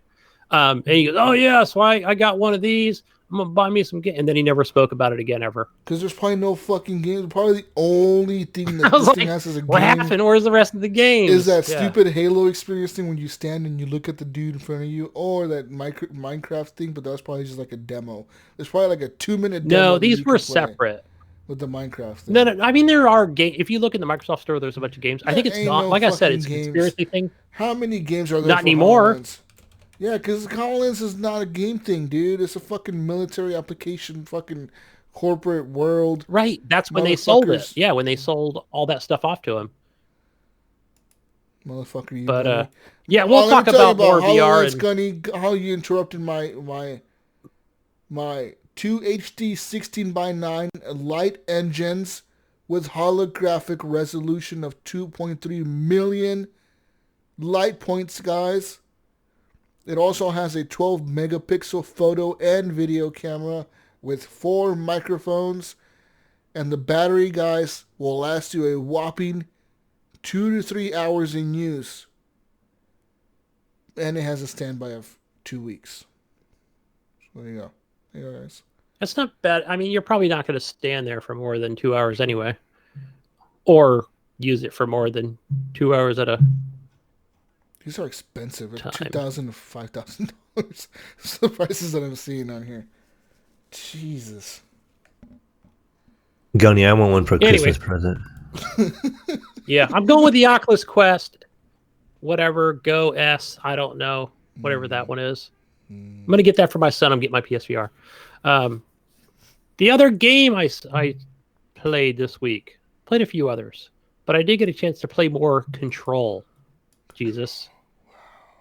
I wonder if that is coming to Game Pass. Did you ever check more into that, Jesus? If it was? No, they don't. That was fake? They don't comment on rumors or speculations, Gunny. See, and that's one thing we don't really talk about on this show, and even when I see news, but I did talk to Jesus earlier. I'm like, hey, I think Control's going to be on the Game Pass, but yeah, that might have been fake. Yeah, I seen a tweet saying that it was false news, but it'll probably get announced next month or something. Yeah, right. I know. It was false news last year. Right now. That was last year's news, guys. Woo! New year, new me. Whatever. Yeah. Fucking bullshit. Anyways, Control, Gunny. Talk about it. Yeah, so just beat Chapter 3 today. Barely? And... Oh, Mr. I Beat Games. Oh, I thought you would have been finished with this game by I know. now. Chapter 3 is probably like 10 chapters in this game. But, yeah, I'm still enjoying it, man. Oh, like Nipron said, why don't you just beat a game, Gunny? Like you do. You're always giving us shit. Me and Mayo move on to games way too much. Not like Hey, I beat Call of Duty, the campaign. The short little campaign that it was. Who hasn't beat Call of Duty? Who hasn't? You and me. Besides Gersham over here. This guy over here. Just me, I think, at this point. What was that? I said basically just me at this point, I think. I'm probably the only person in North America who doesn't have it who games. I mean... There's like one other, but they only play like, Barbie's Dreamhouse, VR, whatever.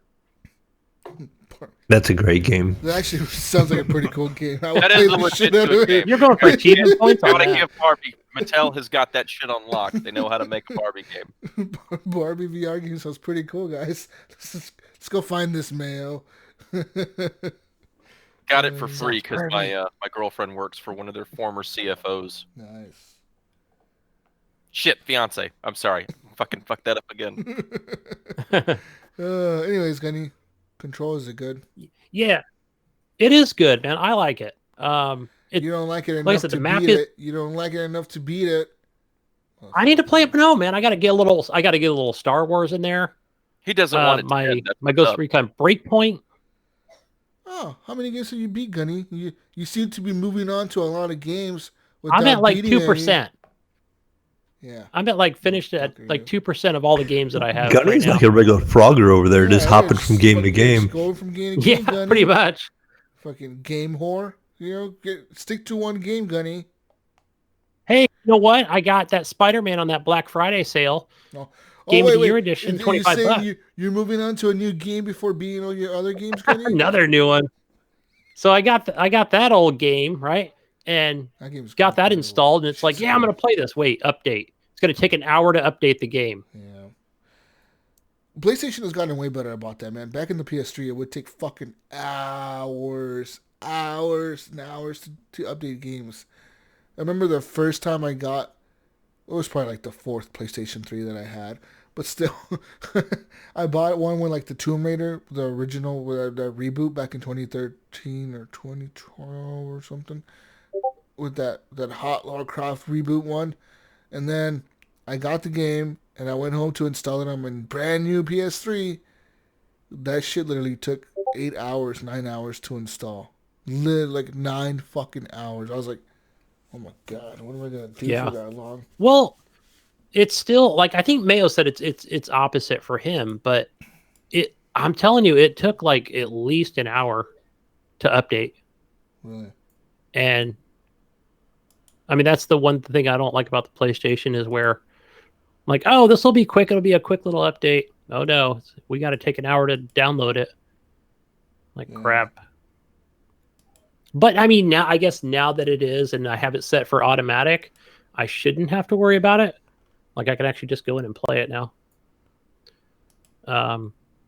So that is a cool feature, just like Xbox has that same thing. Keep those automatic updates going. Yeah, it's But, not as bad as Call of Duty, yeah. man. Call of Duty, the other day, my brother got it on disc, and I was like, you know, I want to be a nice person and install this for him while he's at work. I put that shit in to install.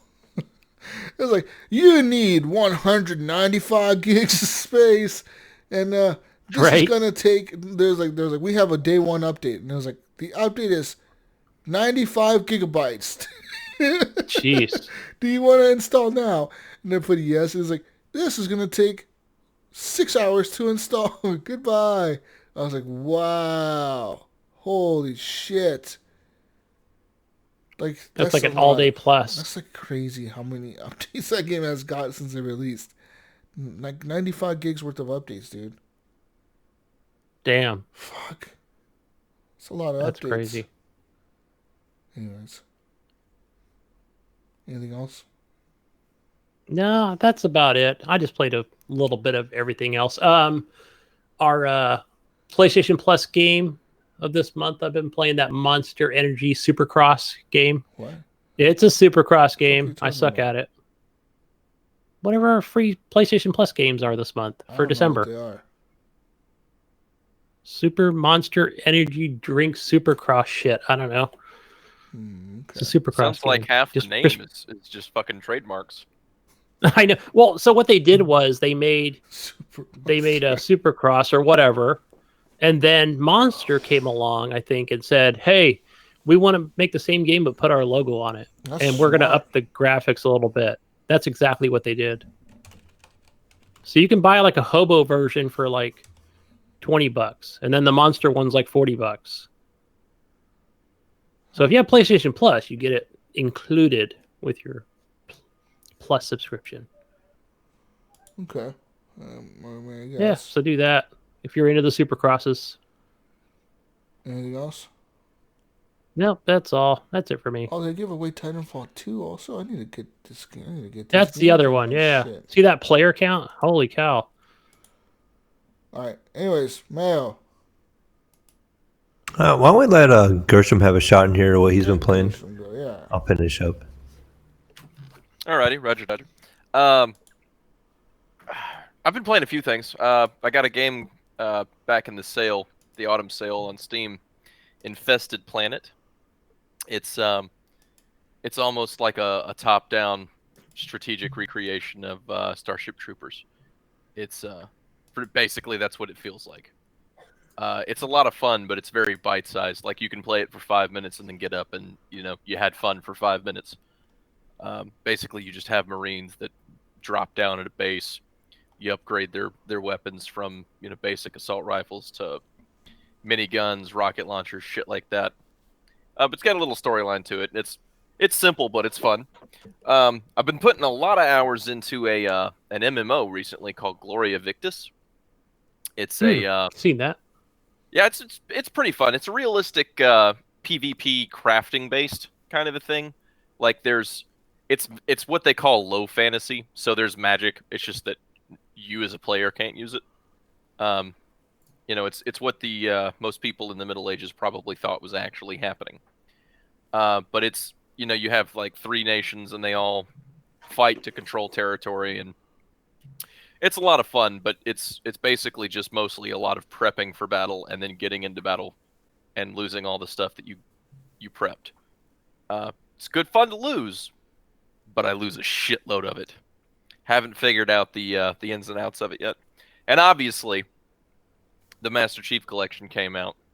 So I think I've dumped in the 4 days that I've had it, I've dumped 30 hours into it. I've only barely played it. Everybody knows Halo Reach, and that's what's been out. So I've just been playing that a lot. Everybody's been getting on that shit. That's been the team game here recently. So how is it running on your PC? Reach? Yeah. Perfect. A lot of people have been saying that they have problems with playing the campaign. There's a lot of latency issues. I don't know if it's a compression problem. 2 people, in the same state don't seem to have an issue. 2 people in England right next to each other seem to have a lot of problems. Me and a guy from Alabama, he can't fucking play it without it just stuttering. The frame rate drops to like 20. It's apparently horrible for him playing the campaign. But if you play multiplayer, it's fine. No problems. You're playing competitive multiplayer, zero issue. What? I know that there's an aimbot out right now for it. I No know way. there is. But I haven't found it yet, so haven't been able to benefit from it. But it's good. They gave it a graphic update. It's all the games in one package, so you can, like, when you're playing multiplayer, you can go from, once they get Combat Evolved released and all the others released, because they're doing timed releases with them. Once you get all of the games, you can just hop right from one multiplayer session of one into another. You can pick and choose which ones you don't like. So if you don't like the multiplayer from 2, but you like it from 3, Evolved and Reach, you can just play those. That's how they had it on the Xbox. I think that's how it currently is on Xbox, right? Yeah, you can select. I don't know. Yeah. You can. I haven't had a console in a while. You can even disable what modes. Like, say, I don't want to play these modes. I don't want to play this mode and this mode in this game. Yeah, it's very selective. Yeah, it's actually been my first experience playing non-LAN party co-op or multiplayer. Like, prior to this, I've either been doing split screen or, and this was like 8 years ago, split screen or a LAN setup. It's been a shitload of fun, man. I've actually I've been streaming it, so you can see how horrible I am there. Yeah, I was able to jump in and get to watch them last night. Yep. Get to have some good you guys should Halo action. They should open up crossplay between this and the Xbox to see how bad the PC players get wrecked by the Xbox players, because there's some fucking crazy good. I'm talking like fucking elite. Well, these are seasoned veterans here players on the high console, buddy. That play fucking Halo, man. But if they pull out the aim assist, I don't think the Xbox players going to be doing that. Make it even. Make the PC players use controllers. Give them aim assist. Yeah, half of them don't have controllers. You can get so much more hobos. So why not? Bunch of hobos don't have controllers. Go get a controller. Someday I'll have an elite controller. I've got multiple controllers, but I'm not using it on Halo anymore because I'm just not used to the fucking Xbox controller anymore. Wow, I've got it mostly for racing blasphemy. games. They should force people to play this shit on controller with the Xbox controller. What the fuck? Whole different game on mouse and keyboard, but it's the greatest input ever. Hobo ass mouse and keyboard. Fuck that shit. You know, I'm gonna throw away my keyboard right now, just in protest. Just do everything online with your just controller.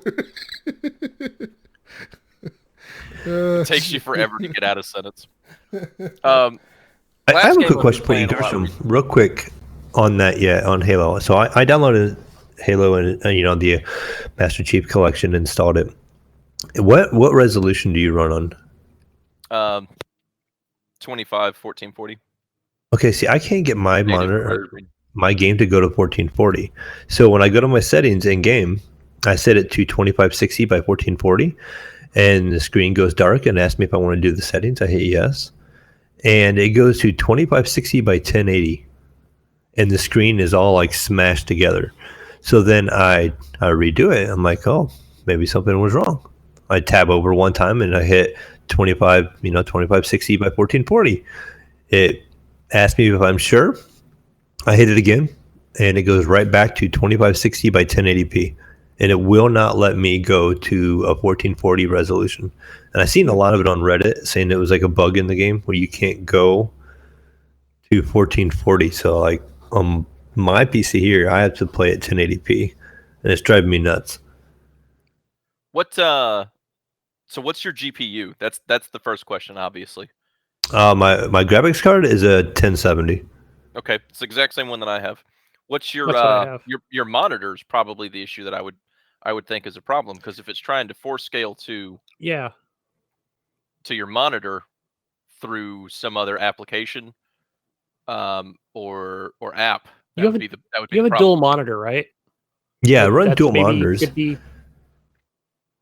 Does that have anything that you can change? Are they the same resolution? No, one's 3440 by 1440, and the other one's 2560 by 1440. And it's trying to default to 1080p. Yes, it's really weird, but it's doing the 2560, so it literally gives me like a a stretched resolution, or almost like a shrank resolution. So it's like all compressed. When was the last time you updated your drivers? That's always the issue. The same day. Oh, I have the Halo drivers. Yeah. I don't know, man. I'm not having that issue. Mine defaulted to native resolution.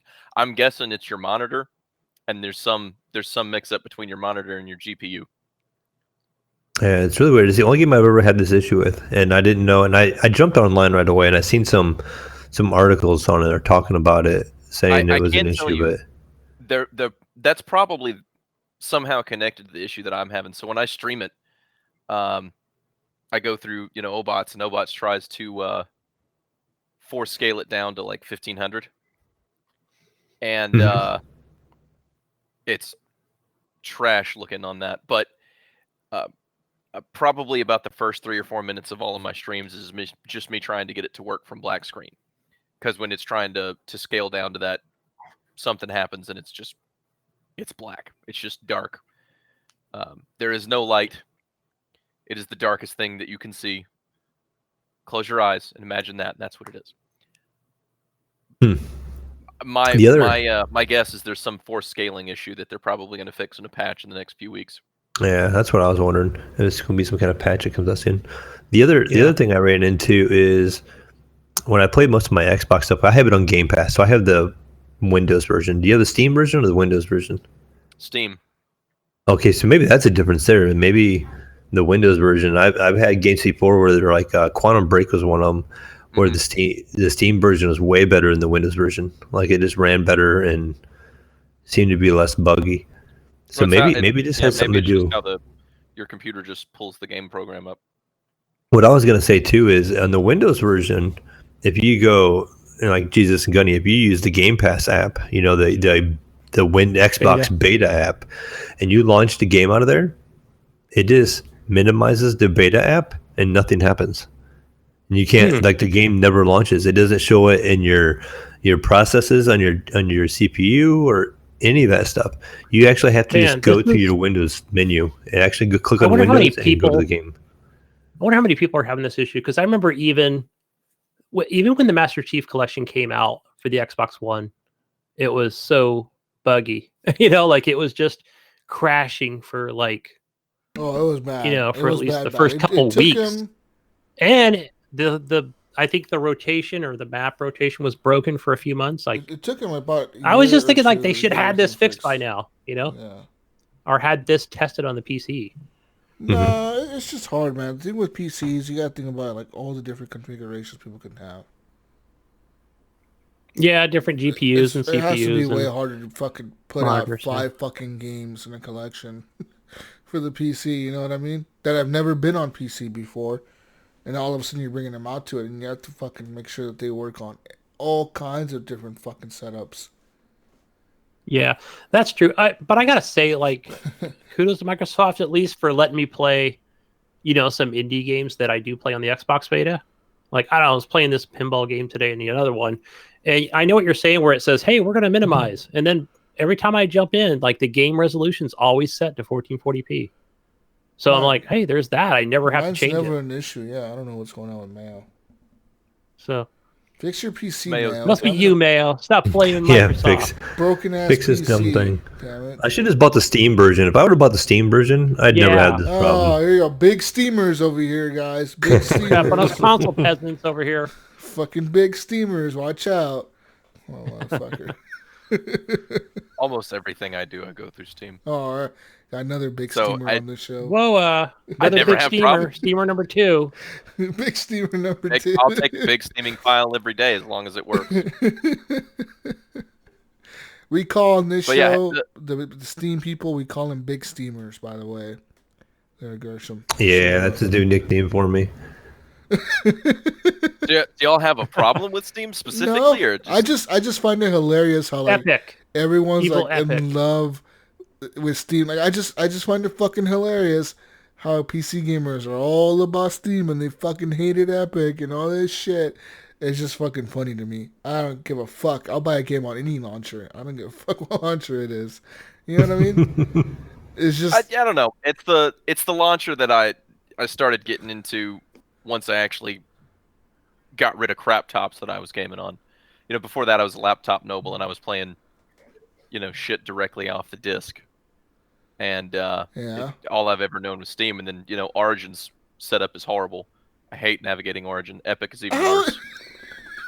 How's it horrible? It's just a setup. You literally, you click My Library and it pulls up your library of games. Your library? Just like Steam. The store, Strawberry too. You go to the store and you fucking say, "Hey, store, show me the games on sale today." It just takes 20 seconds to pull up, and nothing's in a list. Can't wait 20 seconds. What do you do when you go? Okay, so all right, so hold on. So if you have a choice between 2 seconds and 20 seconds, as far as pulling something up, you're happy with the 20 seconds. Yeah, that's what you're doing. It's no big fucking deal. Huh? What do you do when you pull up to a red light? You just. This light's taking too long.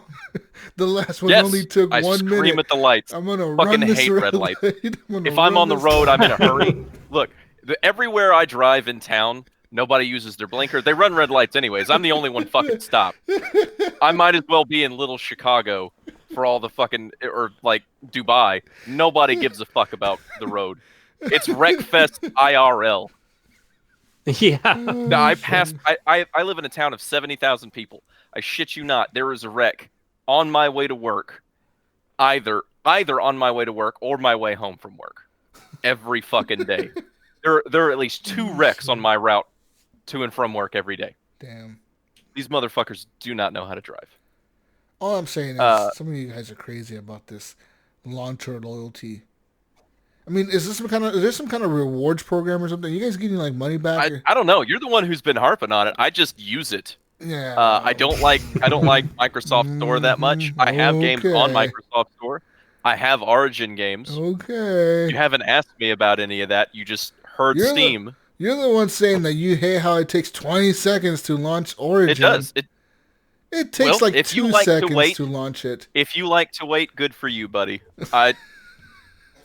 I'm 31, not Jesus. 900.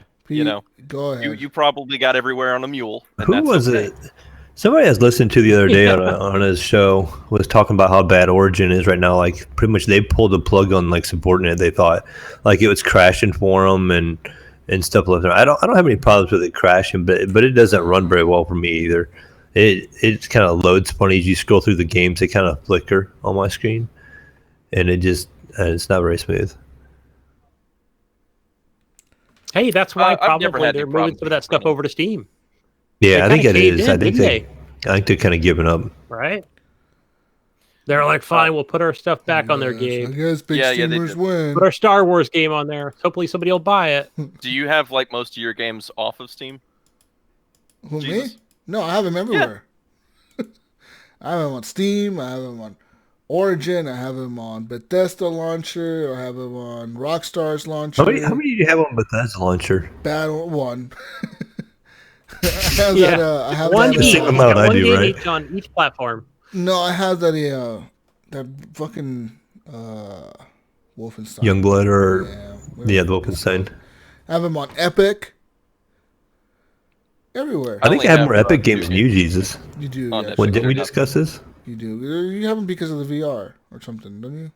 No. No, you had those exclusive games, and then you got a code. So yeah, I got one free code. Games. I got one code, and I can buy Tetris Effect, and I don't know what I have anymore even. Yeah.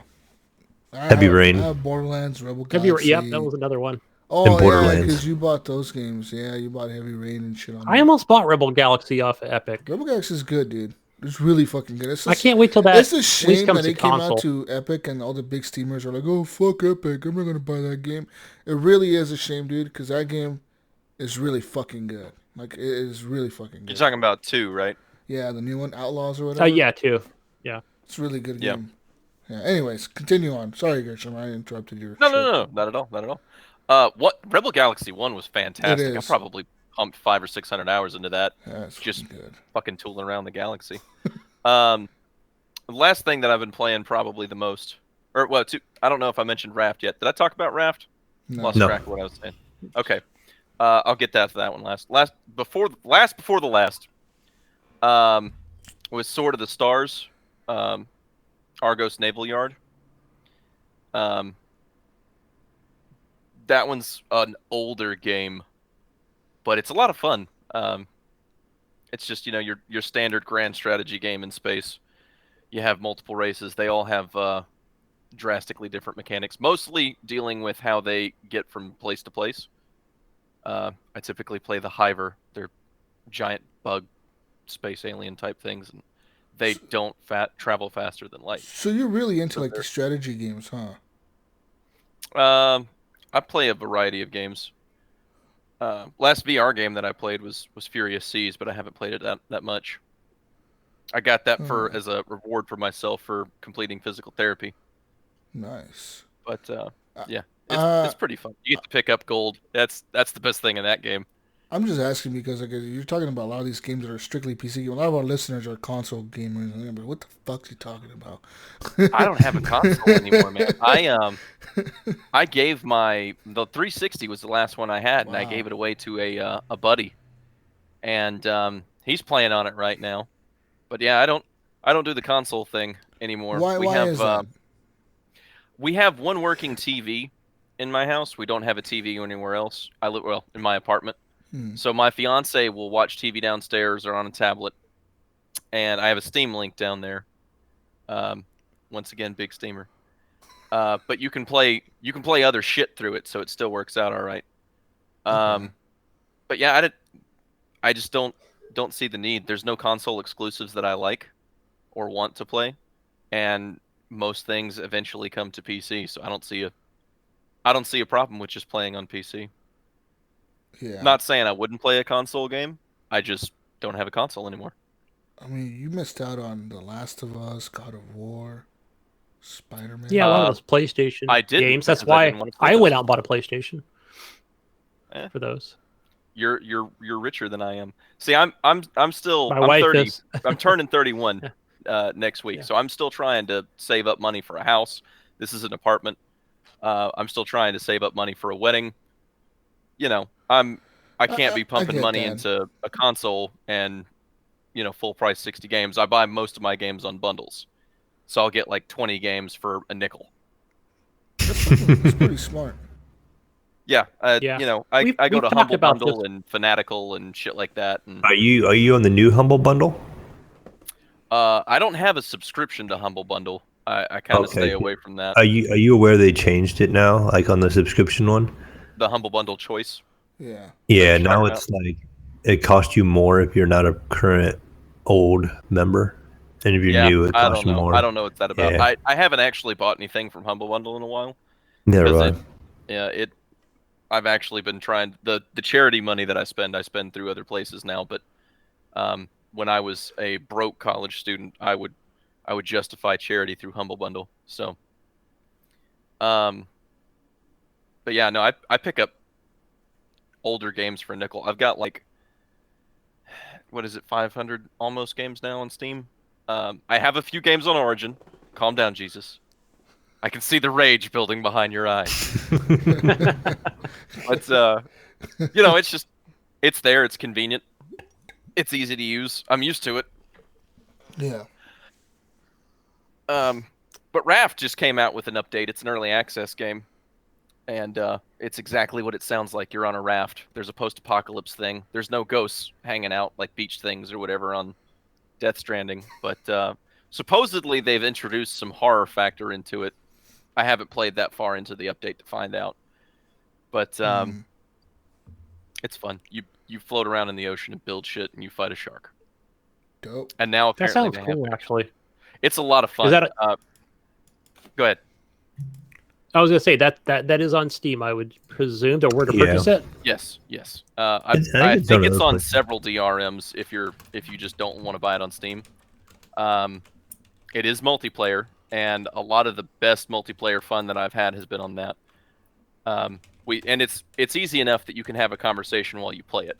Like once you get up to the point where you're surviving and you don't have to worry like every second about getting food and water and staying away from running into islands that you don't want to go to and bullshit like that, you can have great conversations for about 3.5 hours. Like, is a hot dog considered a sandwich? Yeah. See, the national hot dog and we're Words are hard. The National Hot Dog and Sausage Council, based in Chicago, claims that it is. But a drunk friend of mine got super pissed and said it was not. So most of that game is just fucking around with people like that. That's cool. Yeah. It was great. But yeah, no, it's good shit. Sounds like a poor man's Sea of Thieves. Yes. Imagine Hey, a what was- post-apocalyptic Sea of Thieves, and that's basically it. All right. Gersham, I know we were talking off air earlier here about that other poor man's Sea of Thieves game, and I wasn't sure if you were going to talk about that as well. Because Blackwake? You said it was actually fun, and it was the first time I've really ever heard of that game. Or Blackwake or Furious Seas? Blackwake. The VR one? Yeah. Blackwake's fun. Blackwake is basically the PUBG of old sailing ship combat kind of a thing. It tries to be a little bit more realistic, except for the fact that tea somehow gives you health. But they basically pit two teams, pirates versus British Navy, against each other in a Caribbean type setting, and you duke it out. One person is the captain, and they give orders. You don't have to do voice commands, but they have shortcuts, and you can play it on controller. If you don't like the keyboard mouse setup that they have. But essentially, you're just on an old wooden sailing vessel of a different type, whatever Sounds kind cool. they have available. Yeah. It's pretty legit. I'd play it more if I knew more people playing it. Jesus and Gunny, that's actually in the Mayo Pass. I already own that game, so you guys do have access to it. Well, and then actually, Mayo, we need to re-up that pass because I'm getting the borrow selection. Oh. So after the show, because I kept thinking, okay, I'm gonna do the co-op stream thing, but it keeps saying you don't have access. You can't do that, Dave. Yeah, I You need to can't do update that, his no. Access denied. Gunny. game sharing. No, Dave, stop. I want to stream. Co-stream. Share. All right. Never cross the streams. Anything else you've been playing there? That's basically been it, man. I've got other shit here and there, but I'm kind of like how Gunny's been recently. I switch back and forth between games because I get bored. Oh wait, no, Gunny. According to one of our listeners, Gunny's the only one on the show that finishes games before he moves on. It's the only one. I play different shit. The only ones that I've beaten have been Halo Reach, Sword of the Stars, technically, kind of, and Infested Planet. Infested Planet takes like 4 hours to go through all the material in the game, and after that, it's just rinse and repeat. Pick that game up for less than $1. So it's got really good replayability, is what you're saying. Yeah, I mean they have skirmishes. You can do custom skirmishes and stuff like that, so you can mix it up with a lot of what you're doing. But you find out that a lot of your strategy is basically the same. You build this, you upgrade that, you move forward slowly, rinse, repeat, and that's how that works. It's kind of like Civilization for me, Yeah. at least, where like I'm like, oh, I'm gonna start with this new civilization, I'm gonna do everything different, and I always end up with that stupid like war It's just like with Skyrim. everyone. You're always going to slowly gravitate towards a sneaky archer because it's a first order operation. You know, if you like that, Gersham, I have a game to recommend to you. Mayo knows the full name of it because I think I play it off of his Steam Pass. It's that battle simulator, Mayo. Oh, Totally Accurate Battle Simulator, I think. That's it.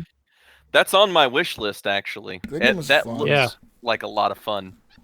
And They've done some recent I like the updates fact to that.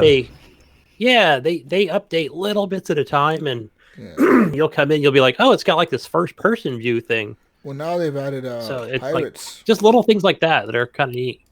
So that's the game where you can like pit like 100 Santas versus 10,000 chickens or something like that, right? Yes. Yeah. Yeah, like That 50 looks like a ninjas versus 200 corn farmers or something. There's two different It's ones, actually and very comical.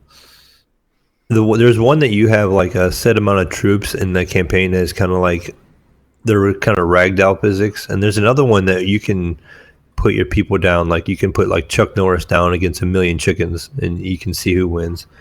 And I might have my titles flipped around. There's I don't one have my called Steam Totally up to look. Accurate Battle Simulator, and there's another one called something Battle Simulator. Yeah, it's what totally tabs? accurate. TABS is That's the the cartoon totally one. accurate. That's the That's the one with the ragdoll physics. Yeah. It's kind of got that There's Octodad another type one movement. that has like pit 1 million Jedis against 10 million dinosaurs or something. Yeah, and that game has a lot of Steam Workshop downloads. You can download different characters and put them into the game, and so you can do like Chuck Norris, who's almost unbeatable in that game. You can put like one Chuck Norris against 20 Godzillas and win. I remember one time I played that game, I put like 20 million soldiers down. The fucking frame rate it was like fucking 20. I was like, oh, this is so bad. Because there's just so much shit on the screen, dude. I just literally filled everything up. There's 3 that I'm aware of. There's Battle Simulator, which looks just like a straight-ass cheap copy of totally accurate Battle Simulator. And then there's Ultimate Epic Battle Simulator. That's the one, yeah. Yeah, Ultimate Epic. Ultimate Epic is the one you're thinking of with like the T-Rexes and like the Santas and chickens and shit. Yeah, there's something those are both in my library. Kind of like a Gary's mod almost. Not Gary's mod, but still. Yeah. Gary mod-ish. Those are fun little games though. I like the one Tabs Mail, or the Ragdoll one. That one added pirates recently, so I like the other day I was playing it. I put a bunch of like pirates and like Roman soldiers against samurais, and the samurais fucked them up. I was like, holy shit. Pirates have guns and they can't do shit against these guys. It's nuts. Yeah. Anyways. Well, what about you, Mayo? What have you been playing? It kind of started off, my week started off playing taking advantage of this great Steam. Oh. We can play local co-op games online with friends. So we got to play some Overcooked with Gunny over here and Jesus over here and one of our co-hosts, Gibbs. And we got to have some fun playing some Overcooked. Now, what is Overcooked? Overcooked is a 4-player game where you have like an objective. Say, like the first example is to make a stew, and it's like you got to put 3 tomatoes in it, and you got to chop them up, and you got to carry them over, and you put them in a pan, and then the pan will cook the stew, and you got to put it into a plate, and you have to take it to a thing and serve it. But then the plate comes back dirty, and everything's on a timer, and you have a list of objectives on the top. So you have to make so many like tomato stew or onion stew or mushroom stew, and so you're kind of running around. It's very frantic and top down, and you're just kind of work together to achieve one goal, basically. But it's very frantic, and it's a lot of fun. So you're just going through, and you can bump into each other. You have like a really crazy different characters. You have a raccoon in a wheelchair that you can kind of roll around, and he's carrying the stuff around and stuff. And so basically you're like, I need more tomatoes, and one guy's getting you tomatoes and the other guy's chopping them up, and we're like, no, we need to eat more of these. And things can just go wrong really fast. Yeah. Things went really awry. That does sound like a blast, though. Kitchen can catch on fire too, like if you leave the yes, if you leave something on. Yeah. So this is excessively realistic. Yes. Oh yeah. Cartoony but realistic in the fact that you can burn the whole thing is that every end the kitchen, match game. Every kitchen has a different challenge to it. So remember, for example, on one kitchen you'll be split up, and there'll be like 2 of you on one side, 2 of you on the other side, and you guys can't get to each other, but there's a conveyor belt going around. So like on one side it'll be all the meats, the dishes, the dishwasher, the sink, and so they can prep the meats and cook them. But on the other side you have all the lettuce and the plates and shit. So like you have to be working together to keep moving things around the conveyor belts to get things out. And there's just different ones. There's one, for example, on a pirate ship where the ship is moving, like it's going back and forth. It's kind of, like in the waves or whatever. It's shit. Yeah. And the kitchen will be shifting. The fire. The kitchen will shift left and it'll shift to right, and things will start moving around. And it's pretty interesting. It's a fun little game, though. Yeah, they just give you lots of different challenges, and you're on a timer, so you have to do so many plates in a certain amount of time to get so many stars to get past the level. Yeah. And and some of them were so challenging that, so it was me. I think Ryan had already left. Then it was me, you, Jesus, and my son. Because I'm like you can play this game. Just go ahead and add you guys on, and whatever, he's using mouse and keyboard, and because he's another big steamer. And I know that me and Jesus, like, we were at the top, right? And they've got these conveyor belts. So down below, it was Jesus and Mayo. Or no, it was Mayo and my son. So I had no idea what was going on, like what we were actually supposed to do. So I think I just stood there with a dirty plate in my hand, kind of looking around, and Jesus was just yelling and screaming at me. It was actually kind of fun, right? Because I'm like, what do I do with the dirty plate again? Got to put on the conveyor belt. Get the fucking tomatoes, right? I was like, man, I thought he was going to send me a message to uninstall because it was that funny. It was that funny. Then there was a fire and just, oh my gosh, it was frantic as hell. Yeah, the one time we had that fire and the fire extinguisher was on the wrong side because the room had shifted and nobody could get it, and half of our kitchen was burning down, and we were trying to go grab an extinguisher. Yeah, it's pretty wild. But yeah, it's super wild. Some of the maps are easy, some are really difficult. Of this new feature, I like the one where the truck, where it separates, and then it's like, hey, we should put the fire extinguisher on the other side where the where you're doing all the cooking. Good idea. But yeah, Gersham, if you didn't know, there's this new feature on Steam. You can basically take any local co-op game, like couch co-op, and you can share it with friends online, and they don't have to own the game. Yeah, so you can play any of those games, and they don't have to own the copy or anything. So you just launch the game and hit Shift Tab and pull up your friends list or your friends menu, and all you do is just go to your friend and then right click on them and hit invite to remote play, and you can send a friend an invite, and it just comes up on their screen, and it basically streams the game to them. And you can do this with any multiplayer game, and you can even sort it on Steam. If you go to your Steam library and you click on the rate on that, like, I mean, is it pretty smooth? I've only been on the end where I'm the host. You'd have to ask these two like how well it plays. I think it plays really well, from my understanding. It does. I haven't really experienced any lag. Like as far as the controller use of things, or even mouse and keyboard. The only thing I get, like, that's going to be, I'm going to have that fuzzy screen where that will, it'll show tearing and everything. It's just the broadcast of it, that portion of it, because it's all same screen stuff. Mm-hmm. That'll just get a little fuzzy at times. But no, as far as, like, there's no lag. Like, its controller's pretty responsive. And then too, Gersham, what it does, it uses my hardware. So if somebody has a really old laptop or something like that, they can still play it and see it at the resolution that I'm playing at. So it will stream it to them. I still see that 140, 160 frames. Like, boom, it's going. And I've got a 140 hertz monitor, so.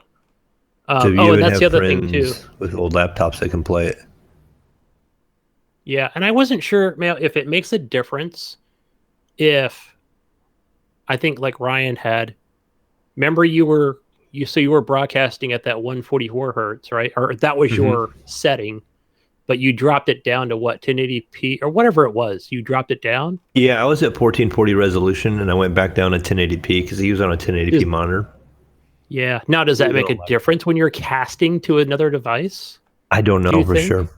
A very minor. That was the question.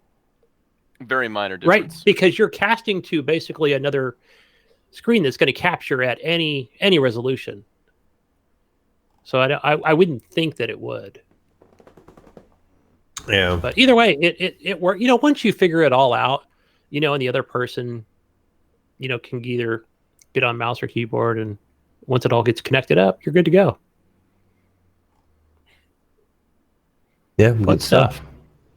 But besides all that fun multiplayer stuff we've been doing, I was kind of looking at my list of games that came out this year, and there's a game on there I have not played yet, and so I had to get some time in on that. I figured I wanted to give this game a good fair shake in the ratings and stuff too. Is I fired up Devil May Cry 5. I know this game's on Game Pass too. Have any of you guys have played it yet? Only when you first bought it that I played the pass. I played it on your pass section and just kind of got through the tutorial. That was it. And now it's on Game Pass. I haven't even downloaded it because I thought I got so many other games here I need to finish. So, but that game looks amazing in 4K.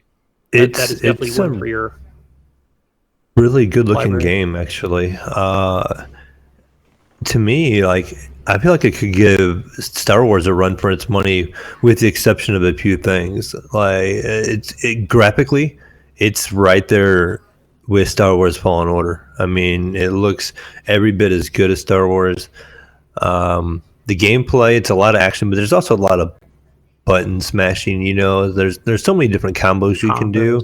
I just feel like I'm just kind of randomly hitting buttons at this point, and just going, just hitting whatever and just locking onto a target and just going from there. But it just, I don't know. I'm enjoying it. There's two different characters you take the role of. You start off with a character Nero, and he is kind of your typical Dante. So he's got the sword, yeah. He's got a gun, and you just kind of fight through. You can knock people up in the air, and you pull your gun out, and you can shoot them, and it's giving you like an A and B rating or an S rating for. And as I was playing through that, it the intro just kind of shows you a little bit of the game, and you're just continuing to play as Nero, and then after that, as the game goes to about the second or third mission they introduce you to another character, and this character is called V, and he is a completely different play style, and so they add a whole different element to the game, so it kind of changes the way it plays. It's still a lot of button smashing, but he focuses on like having these pets that attack. So instead of having guns, he has a bird that attacks him above, and he has this like shadow tiger that does the melee attacks, and he doesn't actually do any of the killing himself. But when an enemy gets weak, he has to do the final blow. So your character will kind of like warp to the last enemy, and he has like a cane and would do the last killing blow. Or the enemies would just stay alive and not die until you completely get their health down and finish them off with that character. So it's like a little bit different mechanic. And each character has their own skill tree. So as you're playing through the game, you have to level up both characters as it goes back and forth in the story. So you're progressing like two different characters at the same time. And it's just got a wild story. One thing I can appreciate is the Devil May Cry series has been pretty long. It's like this is the fifth one. Yeah. It gives you a video that shows everything that happened from 1 through 4, like a video summary. It's like a 10-minute long video. It plays at the beginning, and it will tell you everything that's happened up to that point.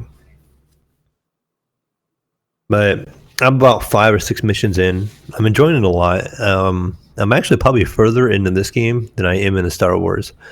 So I need to go back in and kind of play Star Wars again with a mindset of comparing it to Devil May Cry and how they're going to rate and how I like one more than the other one or not. But definitely, if you guys haven't tried it, I would definitely give it a try, especially considering it's on Game Pass. So I'm not sure if it's on the X or the PC Game Pass, but I know it's on the Xbox Game Pass. I didn't see it on the Xbox beta PC app, but doesn't mean it's not there. Yeah, so Gunny, you can play it on the Xbox one. Gunny or Jesus, he'll just have to wait. I don't think he has that one on my pass. Yeah, I'll see if it's on here right now. Actually, it was actually through my son's account. I think I shared it through his account. Yeah, and that's where I played it when it first initially launched. I'm not interested in playing this game. No, I don't think it's on there yet. Not on the PC beta, as of yet. Okay, but so far I'm really enjoying it. It's got a lot of action. It's got kind of a weird story. It's kind of hard to follow. It's like a Japanese story, you know. It goes about 4 different directions all the time, and trying to keep up with it's enough. But it's pretty neat so far. It almost reminds me of like I never really played the other 4 of them. To some capacity I played like demos, or I might have played 2 or 3 back on the Xbox 360, but never to completion. But it just reminds me of like almost like a remake. done up in 4K, like the total treatment of it. But I mean, not true. It's actually a new game, but it does remind me of it just because it has that, the way the third person camera looks, and it does some side view stuff. The way they've done that in the past. A reboot about a year or two ago, and it's just called Devil May Cry, which kind of confuses people, and that one's actually pretty fun too. That's got some pretty wild intro scenes in the beginning. Yeah, I always thought they were just more of a, more collection style type games. That's why I never got into them. Yeah, mixed up with the old stuff. And then just to kind of keep moving on is, this the last thing we played. I didn't actually play it myself, but the other night we had some company here and talking about VR. They've never tried VR, and there were some friends of my kids, and these are some more teenagers, and so they wanted to experience VR, and I got it. I hooked it up and I was running for them, and the one person was kind of leery at first. She was, "Oh, I don't want to try it. I'm going to wait." And my daughter's like, "Oh, you got to try it. You got to try it." So I started off real simple, and I put just a video on there. It's like this invasion rabbit video, So she puts it on, and she's just like, "Whoa, this is really cool," and she was hooked. I mean, it took about 30 seconds, and she's all looking around, looking above, and I'm in my computer chair here, and it spins. She's spinning in circles, and it's wrapping the cord around it. I'm like, no, you gotta spin back the other way, and so I had to watch the cord bit. But she was just, "Oh yeah, this is so cool." I'm like, okay. So now we're going to show you how to control it. So then I did this other Oculus thing that was like, welcome to Oculus, and it teaches you how to use the controllers on the Oculus Rift. And then from there we went to Beat Saber. And so I'm kind of helping them, getting Beat Saber set up. And I now have probably about 150 different songs on Beat Saber now with all the mods. And of course, these two girls start playing Beat Saber, and 3 hours later, they were finally done. They were searching different songs and just going through and just playing it for quite a while. So it was really interesting to see the take of somebody that really isn't into video games and it wasn't really into VR to try it and experience it for the first time. And she was just mind blown, and she was putting her hands up in front of her, trying to touch stuff, and it was just really funny. Yeah, but that's fucking awesome, man. Yeah, that's a natural reaction when you first experience it. You're like, can I grab that? And you can't, but you still do it. You still reach out and try to grab things. Yeah. Mm-hmm. And then she was initially worried about running into things. She was, "Oh, I'm afraid I'm gonna hit something in your room or something." And I'm like, "No, you got plenty of room." And we're watching, so she wouldn't run into anything. VR is an exercise in how sturdy are my walls. That's all it is. Good wall, boom. Or how nimble is the cat? Don't want to step on the cat. Yeah, cat. Yeah. Step on his. I've done that a few times. So he's attacking your leg. Of course, when somebody else is playing, the game is always, can you sneak around them and sneak up behind them and freak them the fuck out? That's always fun too, especially when you're playing a horror game of some kind. Yeah. Yeah. I hear Five Nights at Freddy's is the worst game ever to play, but the best game ever. They say that game is so scary, I guess, because it has a bunch of jump scares in it. All right. Yeah, I bet it would be. I bet that Resident Evil game, man. I bet you that thing's fucking hell of a thing to go through. If it still had the same camera angle, it would be even worse. Yeah. No matter where you turn, it's still the horrible camera angles from the original. There's a few good VR horror games that I've been wanting to try out. I think one's called Visage. Yes. Yeah, and then isn't there one where you're stuck in hell and you're trying to get out? I don't know what that one's Agony. called. Agony. Yes. That one looks fun as fuck. Those are the kind of VR games you want to introduce somebody to. Just scar them for life as soon as you can.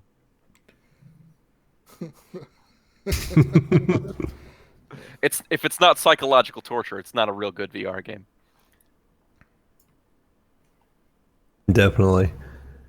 But on that note, Jesus, that's pretty much all I've been playing this week. I gave up my one free day so the kids can play VR. So. Oh my.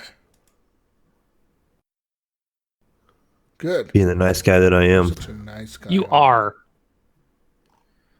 Good father. Here's your star. Yeah. That's part of the draw of having the BRs when we have company over and kids over and stuff too. They get to check it out and they're all just like, "Whoa, this is so cool." Yep, instant party games. Yeah, but You just cool want to show off dad. your toy. Oh shit. Anyways, wow. What time is it, Jesus? It's news time. Let's get into the news this week, ladies and gentlemen. Breaking news here. I'm looking at I'm on the PS store right now, and I'm looking at their PSVR titles coming out, and their Battle Wake. It's on. Isn't that the game we were just talking about? Black Wake. Oh, Black Wake. Black yeah. Battle Wake is on PSVR out now. Let's look at the trailer. What is Battle Wake? That sounds cool. It looks like a Sea of Thieves in VR on PlayStation. Literally, it looks like that, Gunny. Like, if you look at the screenshots, they have a Kraken. There's a cartoony, like, Sea of Thieves style cartoony pirates. This looks really cool. It says here, upgrade your ship and skills. Spend earned gold to boost your skills. Upgrade 13 real and fantastical ship-based weapons. Blah, blah, blah. Oh, good news to the Steamers. That's on Steam, too. Yeah, it's on... How much is it on this fucking thing? Probably like 40, 50, probably a $60 game, right? It's 30 on Steam.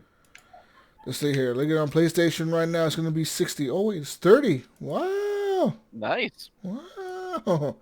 That sounds like it might be worth it. It looks cool. It looks really cool, huh? Like the little art style. The textures are nice.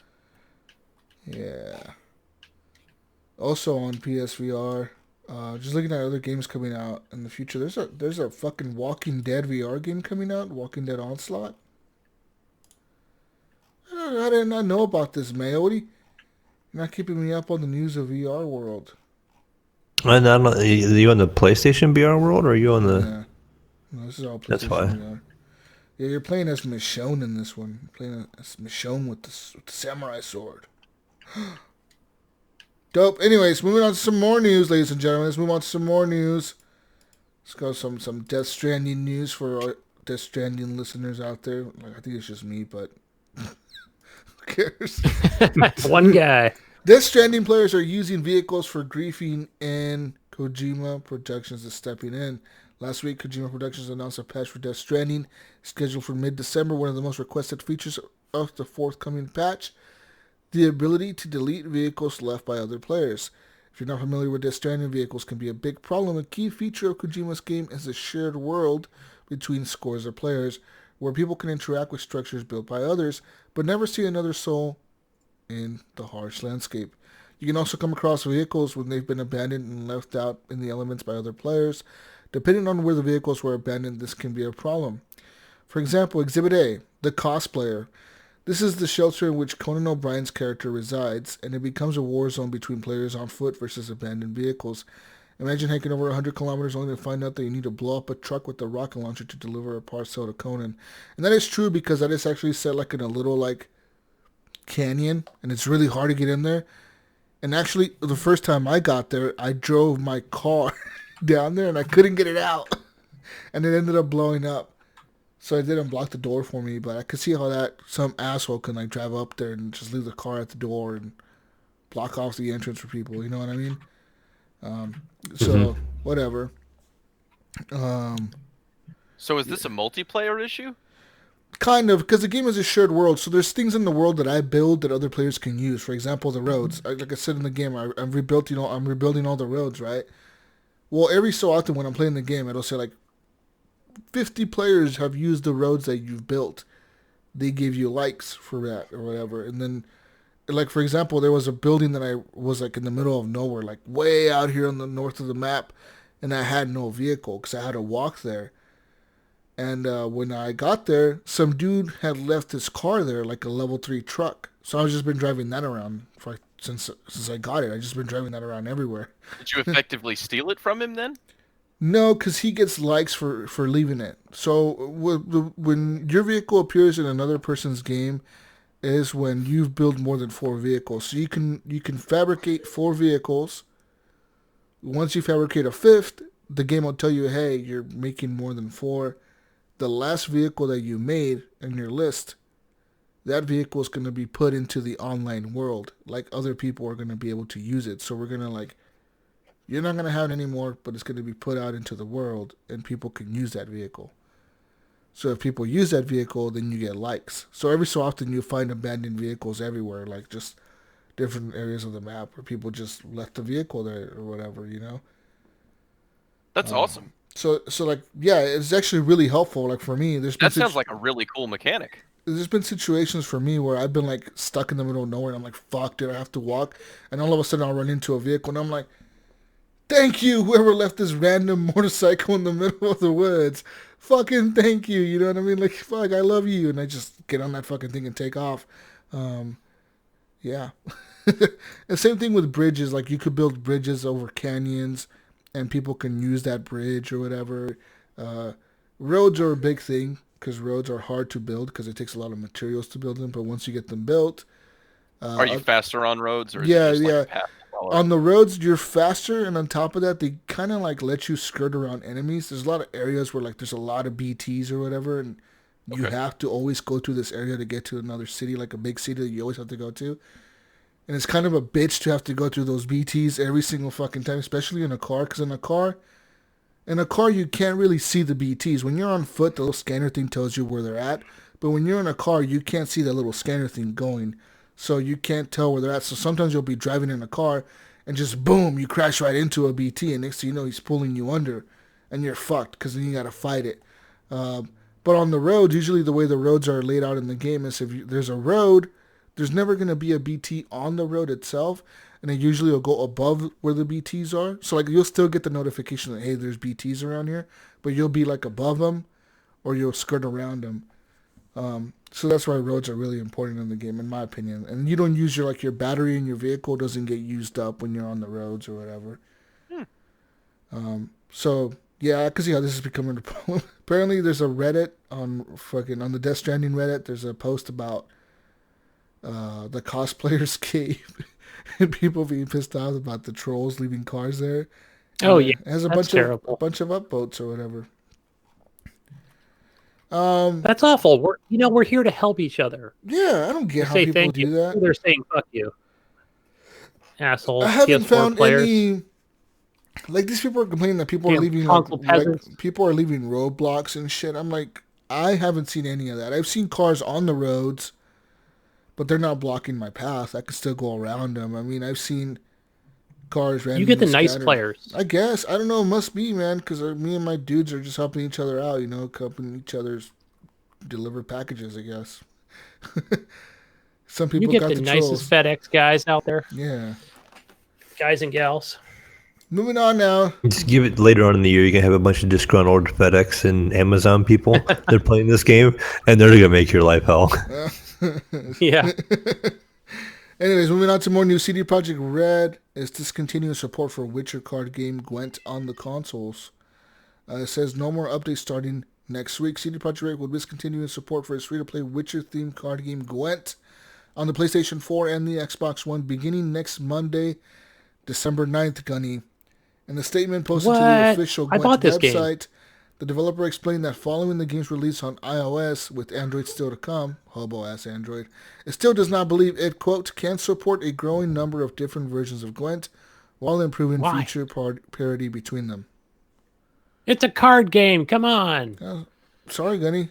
I guess there's not enough. What they really mean to say is there's not enough players on this shit on your consoles to justify supporting it on there. Take it off the store. We don't want it. Whoa. Get off my Xbox. Gunny's anti-CD Projekt Red all of a sudden. Get off my box, CD Projekt Red. Take your Witcher and go home. Yeah, until Cyberpunk's out there, we'll be begging for it. Okay, please make it work on the Xbox One. You know what? I'm buying you on Steam day one. Fine. Shit. Moving on to more news. Streamer has now set a world record by playing games for 572 hours. That's right. That's right, Gunny. Whoa, hold on. Jeez, that's... So last month, there was a feature ran on Andrew Giant Waffle Bodine. His nickname is Giant Waffle. He was in the middle of an attempt to set a world record Giant meth head. by streaming himself playing video games for 570 hours. Yesterday, he reached the finish line. Obviously, like any world record attempt these days, blah, blah, blah. He's allowed a period of rest and all that good shit. So over 30 days, Bodine completed a 19-hour stream every single day, resulting in a total of 572 hours broadcast. What do you think about that, how many guys? days is that? 23? No, 30 days, 19 hours each day.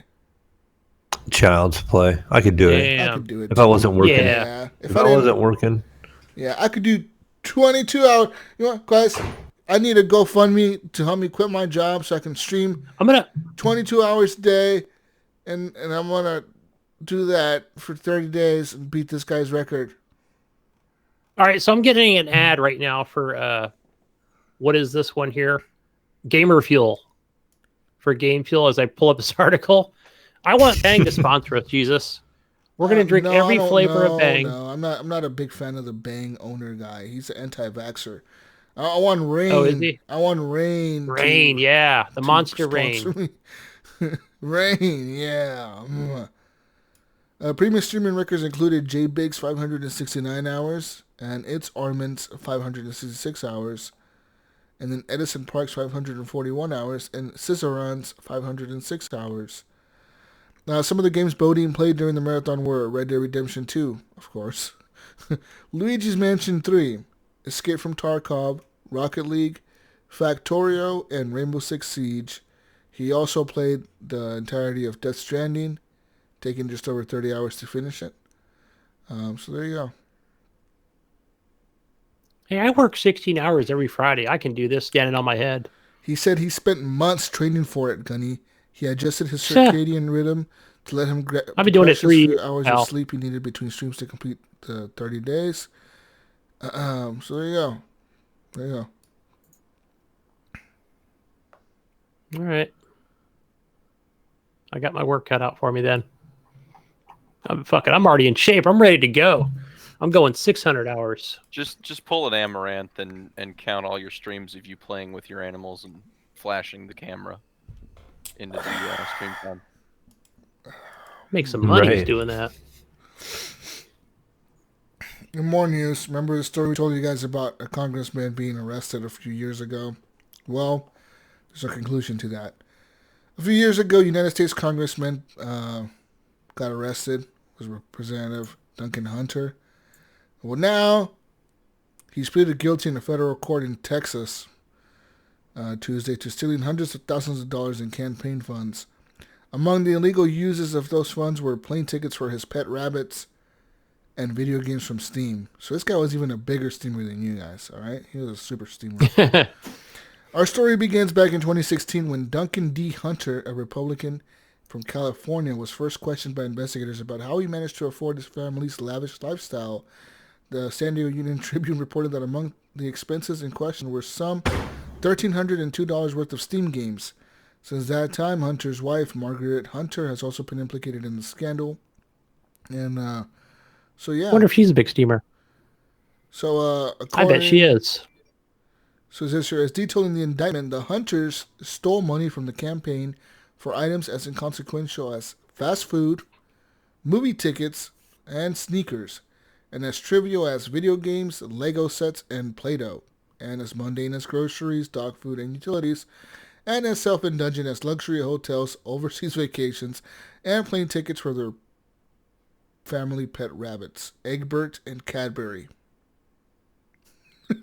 Sound like he's living the life. What's wrong with that? What kind of Republican is he? Come on. According to the same press release, the maximum penalty in this case is 5 years in prison and $250,000 fine. So there you go. Or you know what? Trump's gonna pardon him. You think it's all so? good. I don't know. I mean, oh yeah, he did steal money. He's a gamer. Leave him alone. He plays with toys. Was it for him or for his kids, though, Gunny? Yeah, or the wife. What did she do? It's not like he bought drugs or anything like that, guys. Come on. Or gambled with Then it. I would say. Yeah. Although he might have got it returned if he gambled. It's only $1,300. It's not like he spent like $50,000 on a gaming PC or something. That would have been a cooler story. Congressman spends $10,000 on a brand new gaming PC and they cannot run Red Dead Redemption 2 on Ultra. I needed a new monitor. But can it run New Crysis? GPU. Shit. Memory. The Elder Scrolls Legends development has been halted, Gunny. That's right. Bethesda announced that the new content development is on hold for the foreseeable future. So there you go. 3 years ago, Bethesda's Hearthstone, like the Elder Scrolls Legends, blah, blah, blah. Apparently it's just been halted. So there you go. Is it done? Is it over? You think it's done? I don't think so. No? No? No, I think there's still a player base for it, even though I don't play it anymore and never got too far into this MMO, but people still play it a lot. It's got its audience. Do you think if it's enough of an audience? Obviously That not. I don't know. They're pulling the Cyberpunk, or not the Cyberpunk, CD Projekt Red on it. Cancel it. It's You know how already some done. people are? They'll play one MMO and then, things kind of fade out or they don't update it enough. And then eventually people become unhappy. They move on to the next MMO, if that's what they're into. Or whatever the next big thing is. That's why it's why you got to keep your game updated. Like Ubisoft does. Not that they're MMOs, but you know what I'm saying. Like a Siege thing. Keep throwing stuff at it. New skins, Expand new or die. updates. Yeah. That's it. Moving on to That's the key right there. more news. What is this news here? Oh, okay. Okay. So What do you think about this? So there's a movie coming out in July called Free Guy, which is a guy who's an NPC in the game. What? That's unique though, isn't it? I've never heard of That's that. a pretty unique Shit. movie take. Yeah, it says here that it's going to star Ryan Reynolds. He is a guy, and he's a bank teller that grows tired with his day-to-day life, constantly getting robbed. So he decides to take a fight back. Very quickly, he realizes he's actually an NPC in a video game, and from there, everything goes off the rails. It's actually pretty interesting. Perfect for this role. Yeah, you can see him. Yeah, why not? Fuck it. July 3rd, 2020 is the release date of the movie. That's cool, Free man. Guy. I can't wait to see that. Yeah, I'd watch that. Yeah, it sounds like a cool movie, right? Like an NPC in a GTA. Oh, look at this shit. It's a fucking another high-speed chase with a tank going down the street. I'm willing to put money down that it's part of the Deadpool multiverse, though. If he Think breaks the so? fourth wall and realizes that he's in a game, just like Deadpool realizes that he's in a movie or a comic or video game, it's the same kind of shit. I bet. Hey, how much Yeah. do you think like he's going to put on the Deadpool thing for a second, and Disney signs Oh, off it's going on to make it? an appearance. He's going to get stabbed by, or mugged by somebody wearing the outfit or something like that. Something like that, right? Yeah. And Yeah. Disney's going to be like, hold on a minute, depending on who's making this movie. That's free advertising. They have to let him do it. Yeah, I guarantee you they will. that would be awesome, man. All right, Gunny. And But it's got gunfire. last piece of news I have for you here. If you're a Star Wars fan. Are you a Star Wars fan, Gunny? You Star Wars? Are you one with the Force? I'm a Star Trek fan. Wow. I'm a Trekker. You We can ju- be both. We just lost You all can our be two listeners. things. We just lost all our listeners, damn it. Oh, great. I'm a Star Wars fan. Jesus. Oh, yeah. Whoa, yeah, whoa. Is Mayo a Star I Wars? like Star Mayo, Wars. are you a Star Wars fan? So. Oh, my God. You guys. Gersham, are Jesus, you a going Star down real Wars fast. fan? Fuck yeah, I am. Yeah. I read Yeah. almost half of the extended universe books back when I was a teenager. Good stuff. Loved that shit. Well, you'll be happy to know that in conjunction with Star Wars The Rise of the Skywalker, on December 20th, the release date, EA and DICE have now announced that a new Star Wars Battlefront 2 edition that introduces new heroes like BB-8. There's going to be new locations, ships, appearances, and much more. This new Star Wars Battlefront 2 Celebration Edition will launch for the PC, PlayStation 4, and Xbox One on December 5th. That was 2 days ago. It's going to cost $40. And so, yeah, it features the base game and its available DLC to date, as well as the forthcoming Rise of the Skywalker content. The Celebration Edition also comes with all customization items acquirable through in-game purchases to date for free. Content released after December 20th is sold separately. In its history, Battlefront 2 owners can upgrade to the Celebration Edition for $25. So there you go, people. So there you go. My question is it included on the Origin Premier Pass? Yeah, I would assume. Yeah. I'm looking at it right now because I have it. Says here, base game includes all past and upcoming free updates as they release. More than 25 hero appearances, including 6 legendary appearances, plus 1 appearance each for Rey, Finn, and Kylo Ren, inspired by Star Wars The Rise of Skywalker. More than 125 trooper and reinforcement appearances. More than 100 hero and trooper emotes and voice lines. And more than 70 hero and trooper victory poses. So all this content will launch December 17th, right before the movie comes out. And on top of this new content, this new expansion comes with a brand new jungle map seen in the Rise of the Skywalker's latest trailer, 4 additional sequel-era reinforcements for both the First Order and the Resistance, new hero appearances, additional sequel-era maps such as Jakku and Starkiller Base, and much more. The jungle map won't be playable until December 20th, and so there you go. And January, you're going to introduce new capital ships and heroes, and new other ships and shit. BB-8 and his dark side counterpart, BB-9E, will also be playable in January as heroes for the Resistance and First Order. There you go, guys. You guys excited? All this Star Wars I'm real curious about how playing BB-8 would work out. Yeah, so do I. Wonder what his power is. Does he have a gun? What is he? You run people over? What are you gonna do? Hopefully he's not as terrifying as Yoda. Maybe in the movie, like it comes out like they attach a gun to him or something in the movie. We put the turret inside a BB. He's a fucking rolling laser now. He's a laser gun. He rolls around and shoots everything. Laser ball. BB-8 is a Jedi. He's one with the Force. He has a fucking lightsaber, guys. Woo! You guys excited? You excited, Gunny? You want to play some Star Wars? I want to play Star Wars right now. I'll check it out this week. I have it included in my Premier Pass, so. On the 17th, man. On the 17th, it comes out. The content comes out. Actually, I really like Battlefront 2. I'm not going to lie. I play a lot of that game on the Xbox One. I just haven't touched it on the PC, but I really should get back into it. That game is really good.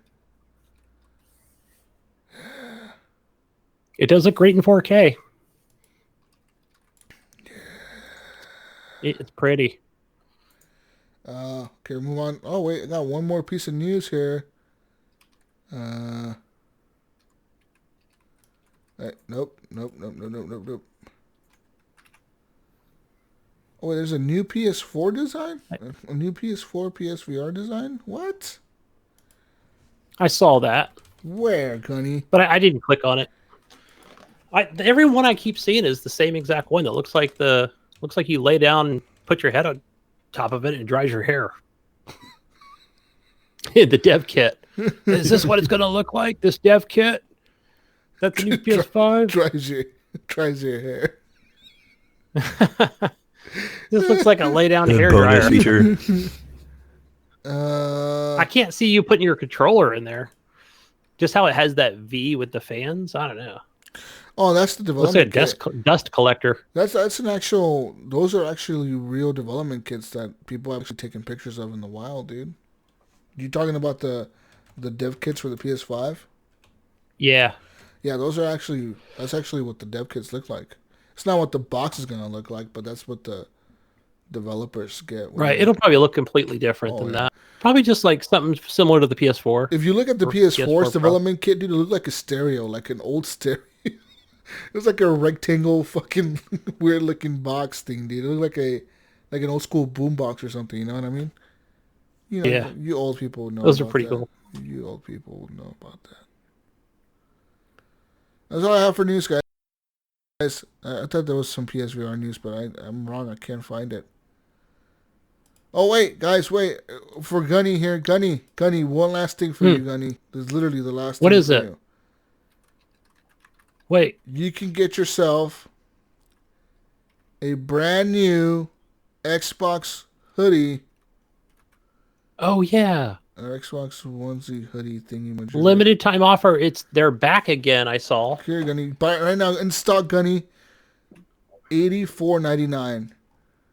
For that hoodie? Well, it's a onesie hoodie thing. A onesie hoodie. I don't want a onesie hoodie. Why not? You don't know that you want a onesie hoodie yet. Well, maybe if I'm playing my Xbox, I have Look at to this have onesie hoodie guy. The guy looks so comfortable. He has a pouch for his cell phone, and you have a pouch for your controller, and you have a hood. I don't know why you would be wearing a hood inside your house, but you have a hood inside. Maybe it has speakers built into it, so it's like your headset. Kind of like the Atari was going to have that hat. I mean, with the speaker built into it. Wow! Look, it even Xbox has a needs pouch. to do that so I can wear They that. even thought about a pouch for your TV remotes. So you put your Xbox remote on one pouch, your TV remote on one pouch, your cell phone in another one. You got everything you need in life, Gunny. Everything you ever wanted. Yeah. There you go. Nice. I'll be picking that up. Order that on Amazon. 100% polyester, Gunny. Ooh. Does that come in like a light gray color? Let me look here. You get there's green large, green small, green medium. All $84.99. All right. Green it is. Oh shit, they're out Send of me stock. one, Wait, folks. they're out of stock. You know what to get me already. for Christmas now? They're out of stock. You know what I Gunny. want for What the Christmas? fuck? How did they get out of stock so quick? Damn. There's a lot of Xbox fans out there, baby. Must be. We rule the high console. They're as big as sector. the big steamers. Just buy up. Guys, would you guys wear a Steam onesie? No. Come on, Mayo. You Come wouldn't on. wear You a don't have Steam Steam onesie? stickers on your chest? They're gonna have a pouch for your keyboard. Gersham, you don't have a Steam tattoo anywhere? No. Let's say a pouch for a mouse. How about the mouse instead of the keyboard? A pouch for your mouse. Or you could do it like, the Japanese characters that have the sword on their back. You could just put the I keyboard got on your Razer back. Pull everything the over here. keyboard.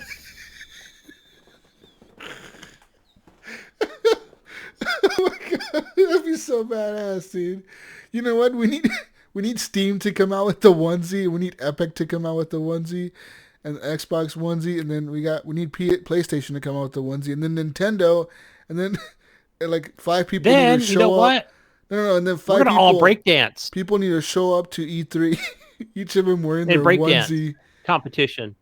Like the Steam guy will have Bring it back. The Steam guy will have his RGB keyboard and his fucking mouse.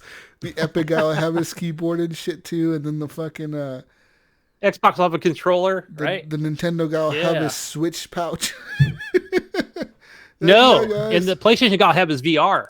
Yeah. The you have a- Nintendo guy would be carried like you carry a Switch. You have somebody carrying them. Yeah, there you go, guys. Woo! Everyone gets a onesie. Why not?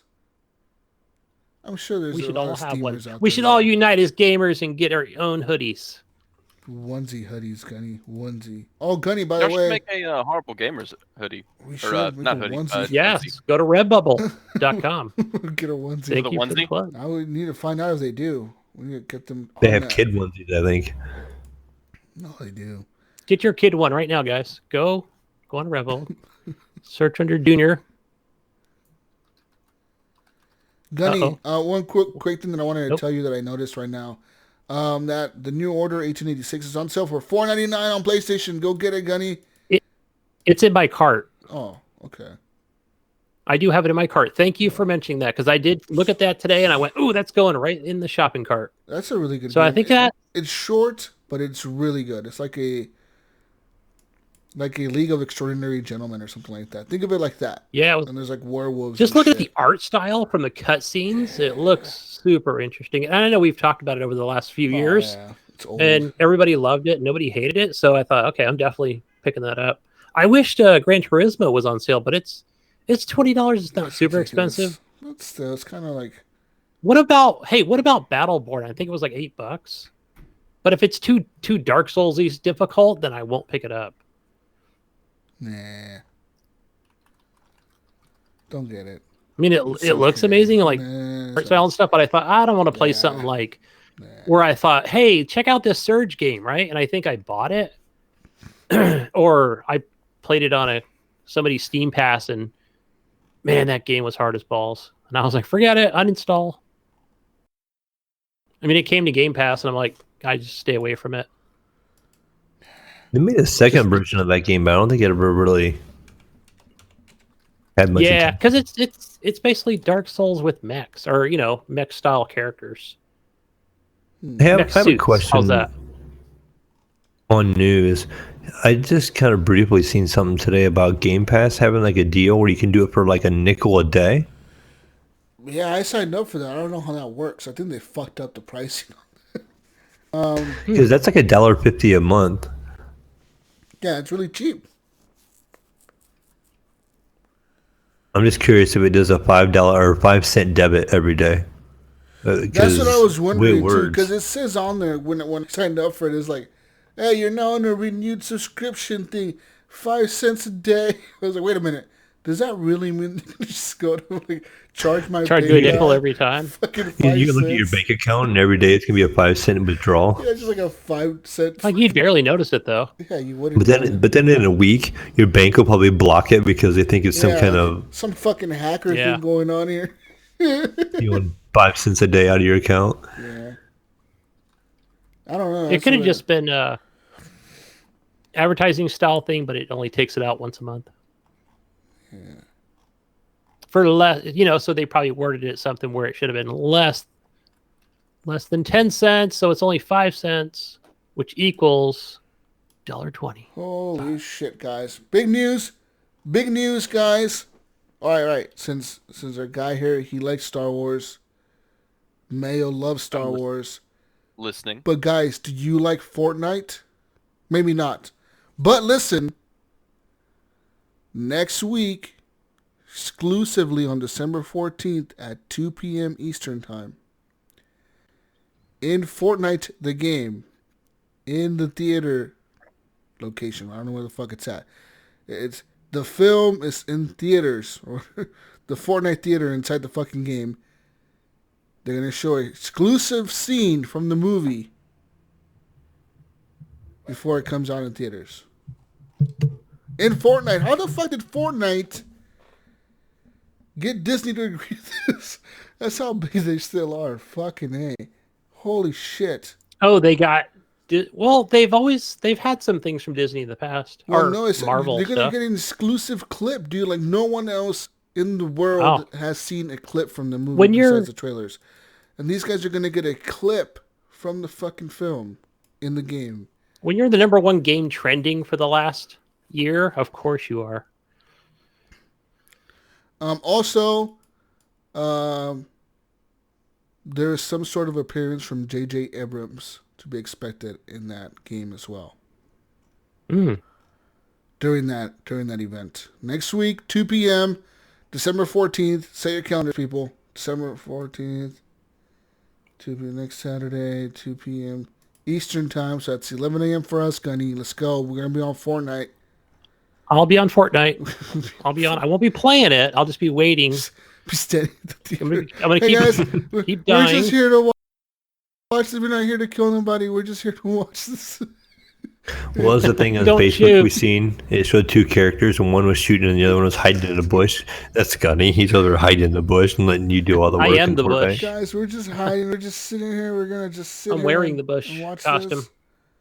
You guys, that's kind of cool, right? Like having like a cool little Star Wars event thing. Yeah, that is pretty neat. They've done that before too, where I think that's really cool. Actually, they've had. Yeah. That's in Fortnite, though, guys. That's for you Fortniters. I know that our big steamer friends here don't like the Epic, but guys, you may have to do this to watch the Star Wars clip. Okay. Just do it. Just do it, guys. You know what? You know what, big steamers? Big steamers, go on your phones, okay? This will keep your PC free of that filth. I'm sure lots of people are going to be streaming this. Yeah, that's what I was getting ready to say. Somebody will be streaming it. I'll just watch the stream. Just go watch Ninja or something. He'll be streaming it or some shit, you know what I mean? Maybe someone will be streaming it. Anyways, guys, that's all I have for news. We brought you the big hitting news this week, from Star Wars getting new content, Star Wars being shown inside Fortnite, Fortnite being the best game ever made, and we brought you all the news from, what else did we bring you? We brought you the news from the congressman pleading guilty, and streamers setting world records. All the news only here at Horrible Gamers is where you're going to hear that type of news. Only here. Only here. Let's go, Gunny. Community Only question exclusive. World premiere. News. The Xbox guy. World premiere. Console launch exclusive. I always laugh at, who the fuck is that guy that recorded those lines? I wonder if he thought it was going to be used that much. He's probably like, fuck, I should have asked him for more money. They use those fucking lines every damn show. Oh, fuck. All right, moving on now. Community questions. Let's go. Wait, we got the high console corner section. The high console corner section, guys. This is called the console corner. This is my baby right here. Don't you mess with it. All right, check it out. I thought I'd take this opportunity to throw a little shade on the consoles this time. Oh, my God. Wow. All right, I was actually saving an article. Well, it wasn't an article, but it was something this week that I saw that I wasn't too happy with. Okay. Maybe it was last week where Phil Spencer talked about no VR for the next console, or did we talk about that already? No, we haven't talked I don't about remember. That. We haven't talked about it. Huh? No. Anyway, so yeah, of course Phil's talking about, we need no VR for the next console because nobody's asking for it, right? I was asking for it. How about that? Okay? Little old me over here wanting to stay in that ecosystem on the Xbox, hoping that it would have some kind of VR for Scarlet. But oh no. Phil said it's isolating, and he thinks of games as a communal kind of together experience. We don't believe in that over here in Xbox land. None of our fans are asking for VR, man. You can go over to Steam, you can go over to PlayStation VR. How about that? But yeah, so I was a little sad by that news actually, because I was really hoping for some, to hear something exclusive from Microsoft, as far as VR, and and they did kind of unveil that at E3. What was that, 2016? E3, I believe it was. I'm not sure. Yeah, so I was like, okay, cool. We're gonna have some VR, man, for the next consoles, but nope, that's not gonna happen now. Yeah. So I'm sad.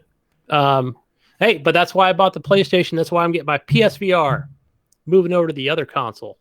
That's right. But speaking of that, I got to throw down some equal shade here. Oh, wow. Even for PlayStation. Okay. All right. That is. Do you remember? I think it might have been. Oh, it was when the Xbox One was first announced at the E3, whatever year that was, 2014 or some shit, 13, and they really kind of screwed up that one.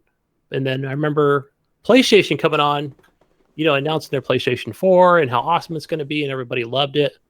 But the one thing I didn't like was their announcement for that Shenmue 3 game. Yeah, that's right. The devs came on for that, and we're going to make it. I don't know where we're going to get the money, but we're going to make it. And like the Sony ponies like lost their freaking minds. Yeah. Right? I mean, they were throwing up, their firstborns and everything and their life savings on the stage. I don't know. People were just crying and screaming with how much they love PlayStation and how awesome it's going to be. But then Shenmue 3 comes out last month? Nobody played it. Nobody played it. What the hell? I thought this was going to set the world on fire. It doesn't look good, and it seems like a long, very fucking long game. You know what I mean? Is it one of those games? I never played 1 and 2, which were on Xbox, but I never. The fucking ad that I saw for it said, play a game where you can explore the entire world, every building. You can go into every single building in the game. And it says, have a part-time job. Why the fuck would I want a part-time job in the game? Get the fuck out of here with that shit. I don't want a part-time job. Yeah, you can go play Death Stranding and get a full-time job. Yeah. I played Death Stranding. They got one part-time job game already. Why would I want another one, damn it? I don't know. That's fucking crazy to me. Don't you drive a forklift around or you can serve ice cream? I mean, doesn't that sound exciting to you? No, that sounds like work to me. That's like a typical Mayo day. You're right. That's a work job. I don't know. I don't even know what the hype was about. It's got a love story to it, but yeah, I think that kind of irked me too. You know that. Oh my gosh, this is why we're fully vested in the PlayStation world. Is this anybody? I want the Shenmue 3. And then of course Sony kind of comes back. Of course we're going to pay for it. Yeah, we're going to help. Sure. Yeah. I don't think they did by looking at what what actual game became of. But either way, I will be playing. It's just not in my wheelhouse to play games, but that irked me. That's my equal shade on both of those damn consoles. Yeah. So, but go get your free games on these things. Your Titanfall 2, Monster Energy Supercross, your PlayStation. I forgot. What did we have for Xbox One? I think we had our Insane Robots and Toy Story 3 still for the first half of the month for your I believe so. Xbox. Yeah. All right. Now, I think it's time for community questions. Whoa, Gunny. Whoa. Breaking news, guys. Play the breaking news sound. Breaking news. Guys, there's an I Am Jesus Christ video game coming out. Yeah. I Am Jesus Christ. Please. That's right. Oh, yeah. You got to play this? No. Isn't it a sin to portray God or something like that? I mean, yeah. It's going to get so much controversy. He said to be like him. It's in the Bible. So much controversy. I mean, Christian basic. It's just Christ-like. That's what the word literally means. So if anything, this is probably a sacrament. So you're gonna be able to cure the blind, calm storms, and make fish appear where fish were not. Be a fisher of men. Sure. Jesus Christ. So you're going to be playing as, Gunny? I'm going to be kicking some Satan butt. Exclusively on Steam.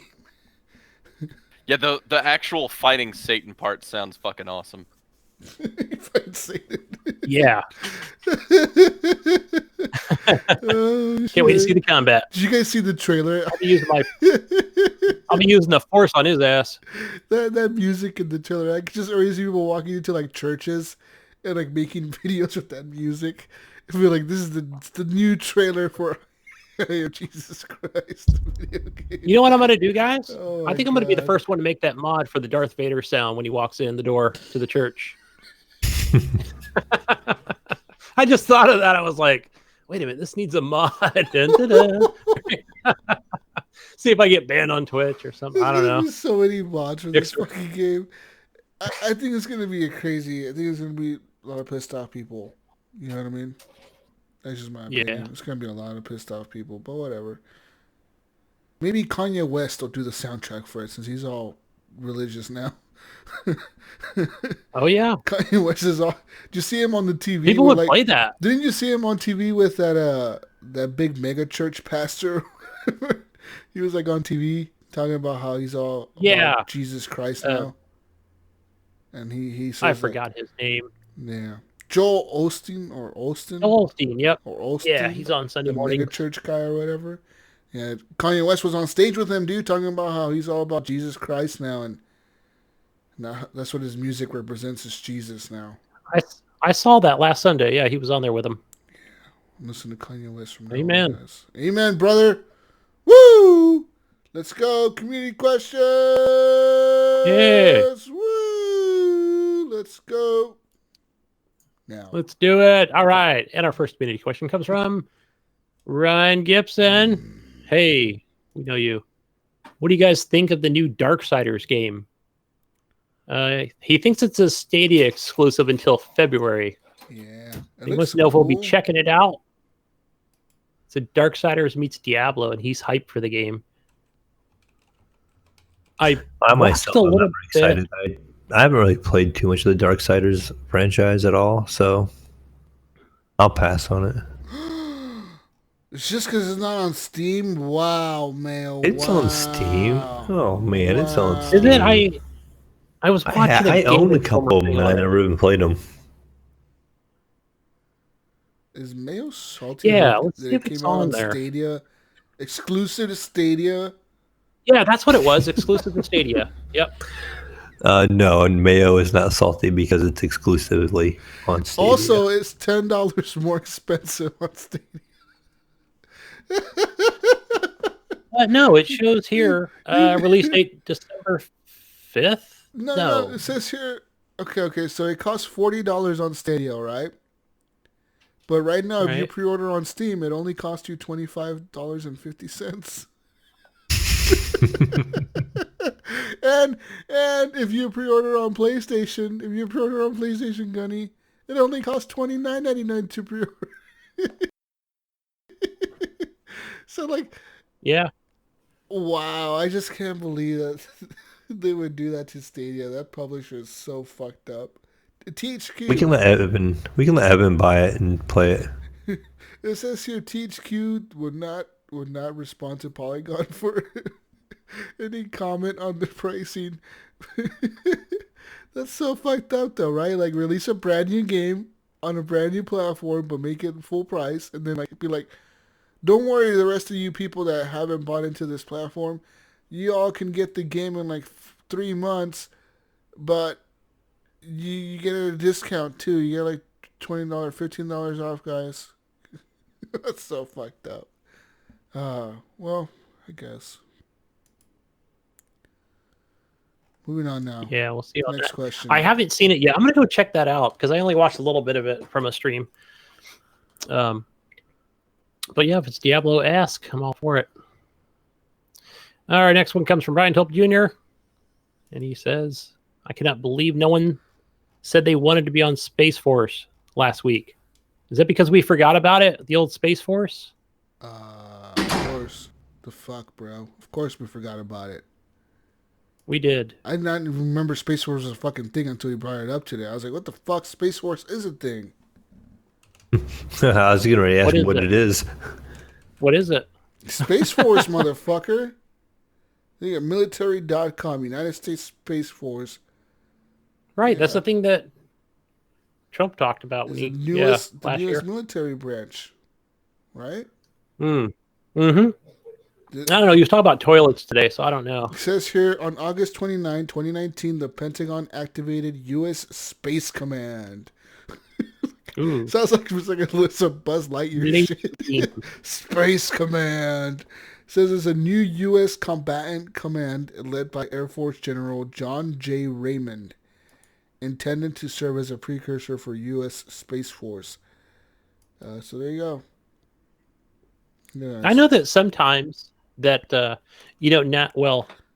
they will, Air Force will release, whatever, they'll shoot up their rockets, and then they, they're pretty hush-hush about stuff like that. But it could be the Hammer of Dawn, man. They're going to release. What if they're building the Hammer of Dawn? What if they have the Hammer of Dawn? That would be sick, wouldn't it?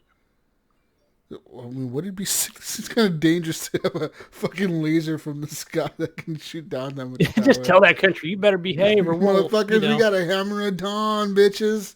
I'm thinking Gears of 5, man. Yeah. That would be crazy. Yeah, that would be. I wouldn't doubt it, though. Someone has a Hammer of Dawn, I bet you. It's not just a video game thing. Someone has one. It's probably America. Ooh. Maybe it's maybe it's North Korea. We don't know. We don't know. Yeah. That could just be where they're all putting all their resources. China laser, has it. One giant laser in the sky. All that American money they get for the cars, Yeah. All right, Brian has another question. Let's see. He says, have you ever watched a show and then thought, I can do that better? And have you tried that and did it and got much better, or did it look like you nailed it? I think that's what he's asking. Like something you've seen in a show that you could do better. The show, or does he mean like something on a show? No, I'm assuming he's like on a show. I'm assuming he's meaning something like a fucking cooking show or like a baking show. Like, we're baking a cake today, and they're doing the cake bake off thing, and then they're like, you're I can make a cake that's better than that. And then you try baking the cake. Yeah, my wife actually watches that show. It's called Nailed It. I think it's on Netflix. I've had them walk into the room. It's a pretty cool show to watch. Oh yeah, like, nailed like it. a sculpture, and they have to replicate it the best they can. I watched that show too. No, not really, man. Like, what the fuck are you gonna do that you think you're better than a TV show?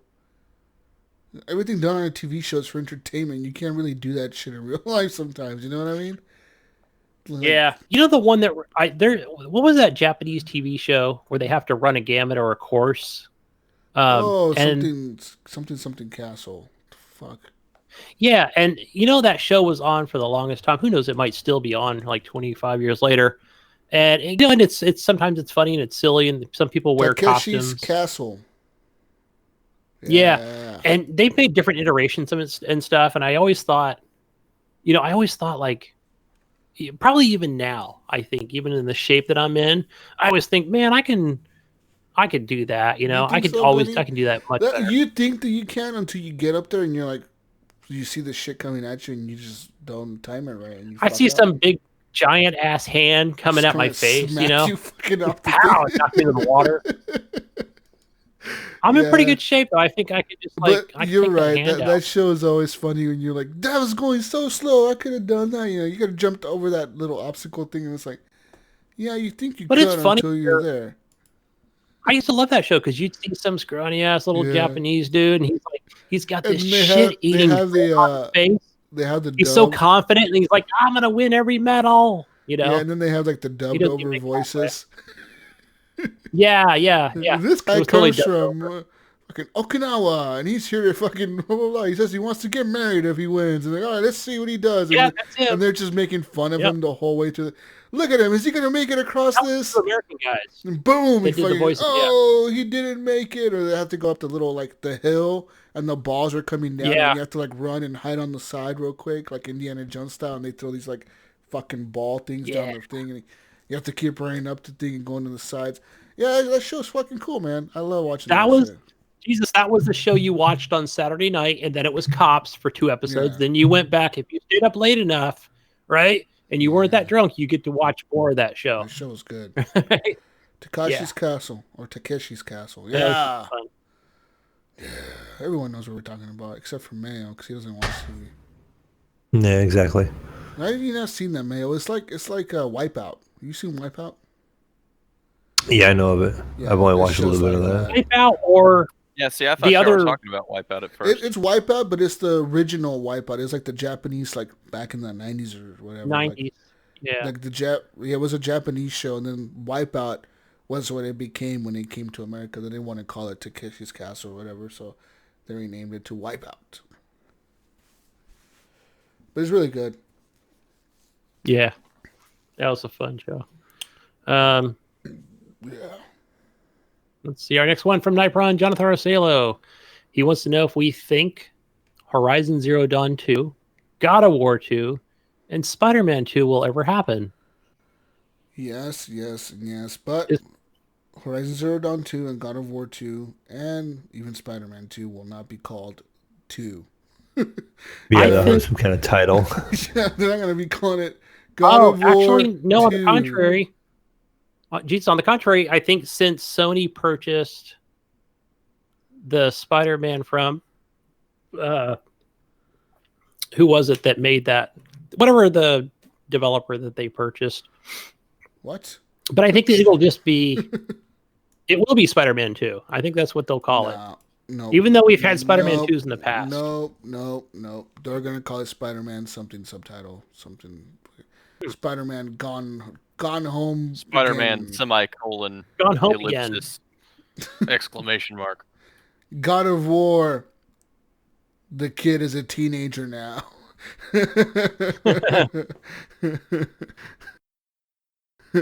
Horizon Zero God of War Dawn. Puberty Edition. Horizon Zero Morning. We're going from dawn to morning, guys. Woo! Innovation. Just go through every Horizon fucking Zero stage Evening. of the day. All nighttime HDR. Horizon Zero Day. like every Horizon new Zero Afternoon Tea. Just keep fucking changing the time of It's day. just an overcooked clone in the Horizon universe. Yeah, I definitely agree, but they're not going to be Call number 2s. And not even Spider-Man. I think you're wrong, Gunny. But we'll see. Maybe you're right. I don't know. That's the only one that I can think of that will just have a 2 at the end of it. That sounds very lame. Just putting a 2 on things is very lame. Right? It's not innovative. Yeah. I mean, we've had Spider-Man 2 a couple different times already, just over the years of different. Yeah. How many Spider-Man console- 2s probably has there dating- been? There's been lots of fucking Spider-Man 2s. You don't want another Spider-Man 2. You want a Spider-Man something. Spider-Man fucks up sand guy. Whatever. I think it'll still sell like crazy. Sand guy sounds pretty scary. Sand guy is pretty scary. Yeah. He's made of sand. Be careful. You get scratched. Next question, Gunny. Next question. All right. Let's see. Jonathan Hall. GFNG. What's up? He said he wants to know if we saw that player count spike when Titanfall 2 went free to play on PlayStation. No. Yes. For one day, guys. One day that count went up. One day. Now it's back to the original 300 players. They uninstalled it. In one of them. No, Everyone wants to nah, it's a good game. Nah. I saw he put on Twitter, it might have been at 40,000. That was a lot. That was a lot of people playing that old game with an amazing campaign. So if you haven't played Titanfall 2, single player campaign is really good. Plus multiplayer. Yeah. They stole some ideas from that Titanfall 2 campaign and using that Star Wars game. Hint. Yes. Hint. Ooh. Next question. All right, next one. Back to Brian again. He has a serious question for you guys. For us. It's a real life question. Ooh. He wants to know, how many times do you try something before you just say, fuck it? I gave it my best, my all. Give it your best shot before you just call it quits. It depends on what it is. Yeah, I mean, if it's a specific task, I don't know that it's the amount of times that I try so much as it is how much time do I spend trying. Yeah. Because I'll bang my head against the wall for 4 hours if I think it's worth it. Yes. But yeah, you know, if it's some little fiddly thing, you know, I might give it 5-10 minutes. I'm just like, fuck this. Yeah. No. Hey, if it's something that nobody gives a shit about, you just want to just like, you know, fiddle with something for a little bit and, you know, whatever. But I mean, if it's something serious, I'll put a few good hours into it at a minimum. Oh, yeah, let's say if it was like, let's take it into sports. Say baseball. Let's say we're all trying to learn baseball, and we're trying to learn how to hit the ball perfectly. How long would you dedicate to that? If I have nothing else to do, I'll do it until basically my arms fall off. Until I get to the point where I've injured myself, or, you know, there's no fucking sunlight. That's true. See, you know, that's the problem with this question. I'll stop for lunch. Yeah, this question is hard because he says in real life, and in real life, I think it's different for each of us. And you're right. I think if it's a small thing, I don't give a fuck. But if it's something that I really want to do, I'll just keep doing it until I figure it out. Yeah, you know, it really does depend on what it is too. It's because there are some things like you can actually go into literally physically small things, and you know, like putting a watch together, taking a watch apart. Yeah. I probably would give up after about an hour. Because and not return to it? Or I mean, I guess probably. So I mean, would you? I don't know. I guess if it was a fun, you know, a fancy ass Rolex or some shit, maybe. But you know, I wouldn't really do a lot with it at that point. I mean, because little irritating shit like that, But let's say if it is like the expensive watch, right? So, but let's say there's that option to take it to the watch dealer, but you really want to do it yourself. I mean, is it just like, is it an hour? Is it 3 times before you say screw it, and give up and go to the deal, or go to the actual repair shop? Just speaking specifically on something like that. I myself, I would grind it out. I would research. I would be online watching videos, looking up any information I could while I was at work, while I could. And then, no, I would like do it on my breaks at work. If it's something like I will obsess over something. If it's bugging me and I want to get it done, I will dive deep into it, and I won't do anything else until I find the answer that I'm looking for. Like, I will just continue to tinker with it. Yeah.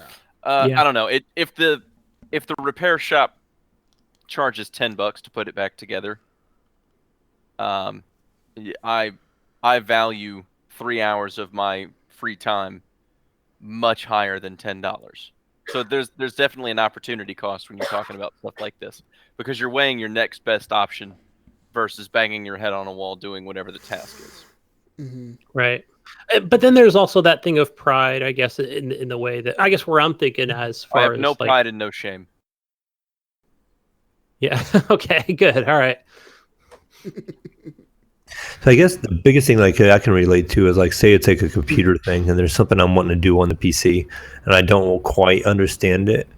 I will grind and look up and watch videos, and I will watch and study it until I figure it out. And speaking of that, Mayo, where now I'm old man Gunny, I don't have as much, pride and shame and all these things, where now I have, maybe it's just the more confidence thing, where I felt like I busted out the old iPad, and boom, it was call you on Discord, call you on Skype, call wherever I can, make those phone calls, get on there with Jesus and Ryan and everybody. I need help. All right. Because I tried twice and I failed. How do I turn this TV on? How do I get this rig to work? Stared at it for 5 minutes and didn't do nothing. Fix it. Fucking Gunny. I love you, man. God, I just remember, I still think back to that time when I feel like I was still, fresh doing, no, it was more like even a year into the show where we put up notes for the show, and so my ass on this PC downloaded the Facebook app, because I just didn't know, like, you can actually pull it up on a Chrome browser and it's like 1,000 times easier to use and maneuver and everything else. And never use that fucking app, I'll tell you.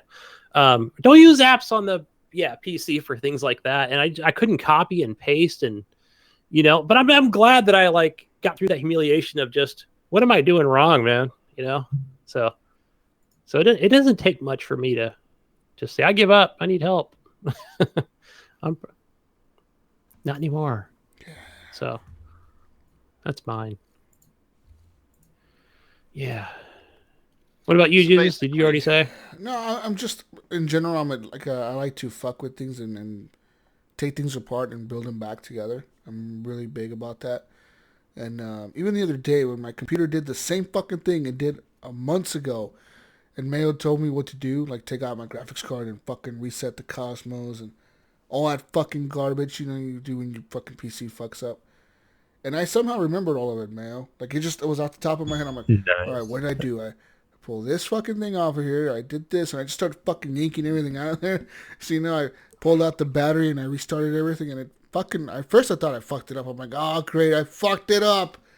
Oh, I need to buy a new computer. Oh, fuck this. I was going to get a phone call. and then there was a fire. Somehow, it First question. Just ended up working. First answer.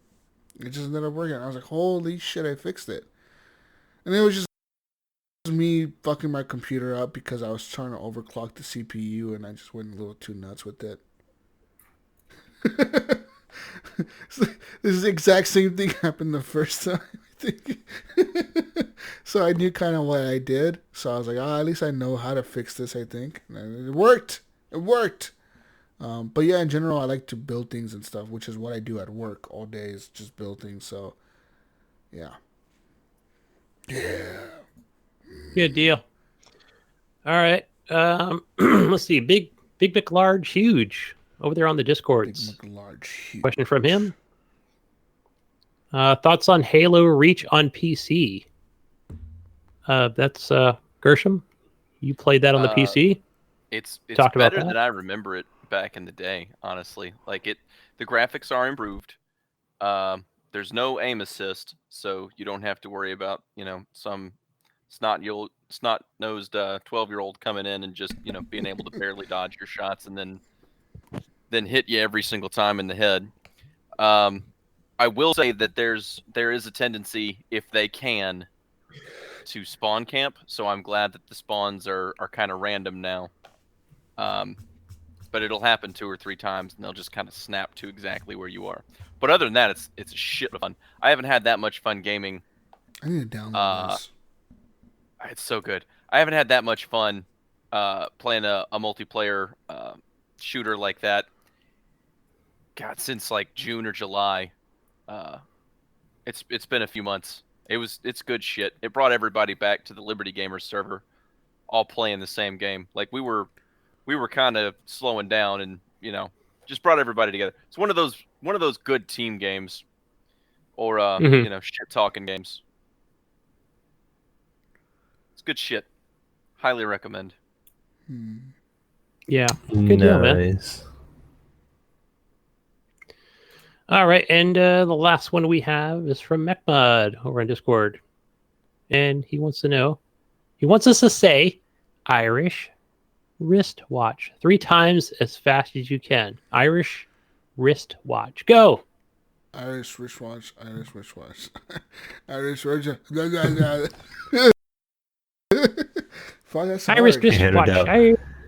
Irish wristwatch. Irish wristwatch. Irish wristwatch. Irish wristwatch.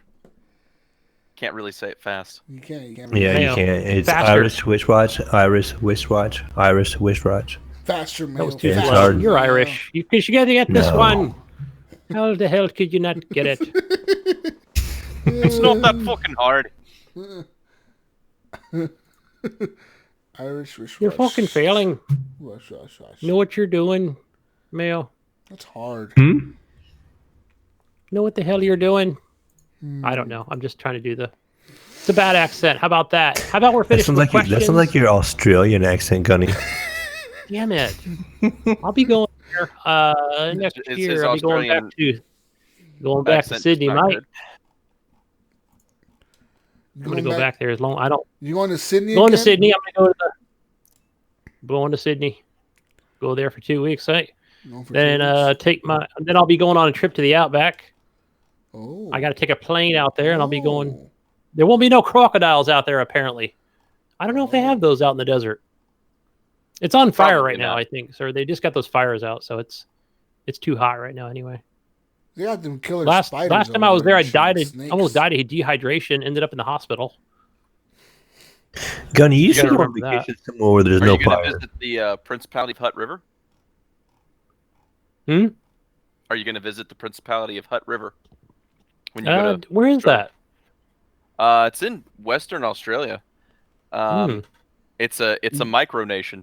Through a quirk of the Constitution of Australia, this guy was able to secede from Australia successfully because they didn't dispute it for like 2 years when he did it. He declared independence, and they were like, "Okay, sure, good job." And now he's the prince of like these 40 acres of land that him and his neighbors own. Wow, is it sort of Aborigine style type thing going on? No, it's or something separate. It's a I guess a white Australian guy. He's just he was like a corn farmer or a wheat farmer or something like that, and they wanted him to not grow crops one year in the 70s, and he said fuck that, and then he did it for the next 4 years despite their ban on production. Damn. And he sold it, and they didn't stop him, but he also didn't pay taxes or fines on it.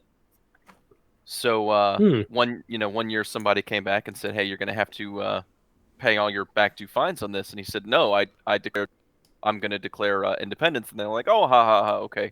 And apparently apparently Australia doesn't give a damn. And 2 years later, they came back and they were like, "Hey, we're still noticing that you're growing and you're selling and you're not paying us." And he's like, "Yeah, because I'm a separate country. This is the Principality of Hutt River. Here's our Declaration of Independence. You guys didn't force us according to the UN and your own Constitution. We're a country now, so they're legally recognized by Australia as a country. That's a cool country. Yeah, you can become a citizen for like $40. Sweet. They don't have guns over there. That's why. They have 22s and air rifles and shit like that. Gotta kill them crocs somehow, eh? Game. Yeah. That's a bad one. Become a citizen in that place. One of my favorite comedians was an ambassador there, or something like that, for the state of New York, technically. Yeah. Prince Ian. Oh, the UN. Like Prince Ian is the leader of the place. And shout out to our Australian listeners out there, eh? And it says that only 30 people live there full time, but it has around 13,000 worldwide citizens. Nice. That's crazy. Yep. That's crazy. That's awesome. The guy who founded it passed Prince 13th Ian. February. I think. Oh, that must have been King. No, Casely. The case. I don't know if it's Ian. Is it Eden Casely? All I know it says it's Prince Ian. Yeah, it's crazy. That's pretty cool, man. See, in America, somebody tries to do that, they would just like send in the Marines and just fucking invade your country. It wouldn't go you that got far. oil in your country. Shoot everybody. You got oil in that country. We're going in. I'm declaring independence over here in Petaluma, California. Yeah, fucking right, Gunny. This is my apartment complex. I already got one river. I'm gonna build the river. I'm gonna dig it up so there's just gonna be a river around the whole complex. This will be my fortress. Anyways, guys and girls, we're done. I think it's time to be finished with the show. Gersham, why don't you tell people where we could find you, and what do you do? Let's see. I am on Liberty Gamers, both on the Facebook as an admin, and on the Discord, which you can go get to through the Facebook. I am on Twitch as the Gersham, because there's another Gersham somewhere out there not doing shit with it. I have a Twitter, but I don't use that shit, so don't try to find me there. And I am on YouTube. I have like 30 seconds of video up right now on at Gersham Games. So yeah, you can check that out. Liberty Gamers actually has a pretty wide network of streamers.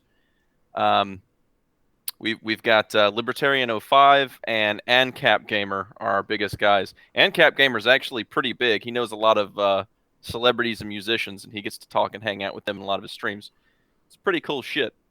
Cool. Are you guys the Nice. group Libertarian PC Gamers? That's us. We also have a tabletop gamers page and group, and we have a console gamers page. And we're real close knit with ANCAP Gamers, which is not specifically just for PC. They do everything. Nice. Awesome. Looking that up now. Same here.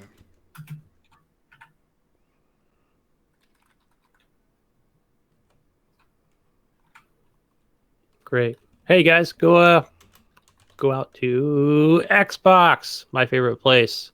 On the Xbox and Steam under Gunny Chief. Over on the PlayStation, HGP space Gunny. On that Epic, Gunny Chief. Where do we find you, Mayo? You're going to find me first and foremost on Steam, But you're going to find me on Origin and all that good stuff as, the Mayo one. And then on Discord, I'm just plain old Mayo. So, yep, just old Mayo from Ohio. People, you can find me on Xbox Live, Gamertag, Jesus Walks Out on the PlayStation Network, Jesus Walks Out on the Steam Machine, Jesus Walks Out on Epic, Jesus Walks Out on everything. I'm Jesus motherfucking Walks a Lot. Woo! Yeah. And find me on Mixer, Jesus Walks Out. Find me, the Jesus, on this show next week. Next week, people, we'll be back. We're here. Game of the Year show is coming up soon, so we got to start doing the polls for all the Game of the Year shit and all that good stuff. Find us, people. Find us. Thank you for listening. Yeah. We love you. And your podcasting platform of choice. Thank you to Stitcher. Horrible Gamers is the promo code. Sign up for them. Premium. Get a free month. Thank you to Redbubble. Thank you to Gersham. Thank you to Mayo. Thank you. Roger, Dasher. Thank you, Mayo. Yes, well, thank you for Thank you, Gunny. having me on. All hail Mayo. Thank you. Thank you, Jesus. Thank you, Gunny. Thank you. And I guess Jesus too. Yeah. Why not? Big steamers don't like us there, Gunny. The big steamer's up top. Do you notice how on the screen we're on the right side, at least on my screen? You know. Oh, you my guys are on the screen, you wrong guys side. are high. You guys are high up there with those high frame rates. You're at the very I'm top. on the bottom right. He's on the top right for mine. me, and you're on the left of me, Mayo. Mayo, stay in your lane. Yeah. That's what Eric Smith, stay in your lane. Bye, people. We love right. you. We'll see you on the next week's edition of the Horrible Gamers podcast. We're fucking out of here. We're out of here. Goodbye. Mayo. Bye. Mayo, So- what did you say? Brush your teeth and go to bed. Peace What out, did Brussels you say? sprouts. Bye. Yeah!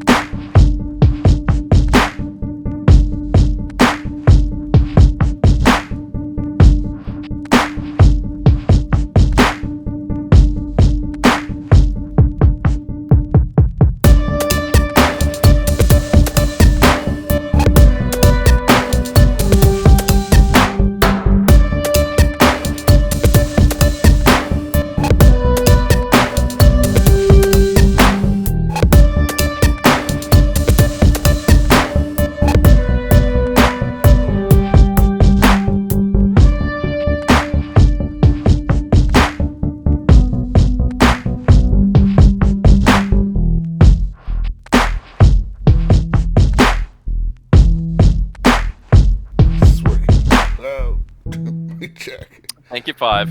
5, 4. Welcome, ladies and gentlemen, to Horrible Gamers Podcast, show number 286. Being recorded on fuck that up, didn't I? Said November. October 31st. Halloween special. 5, 4.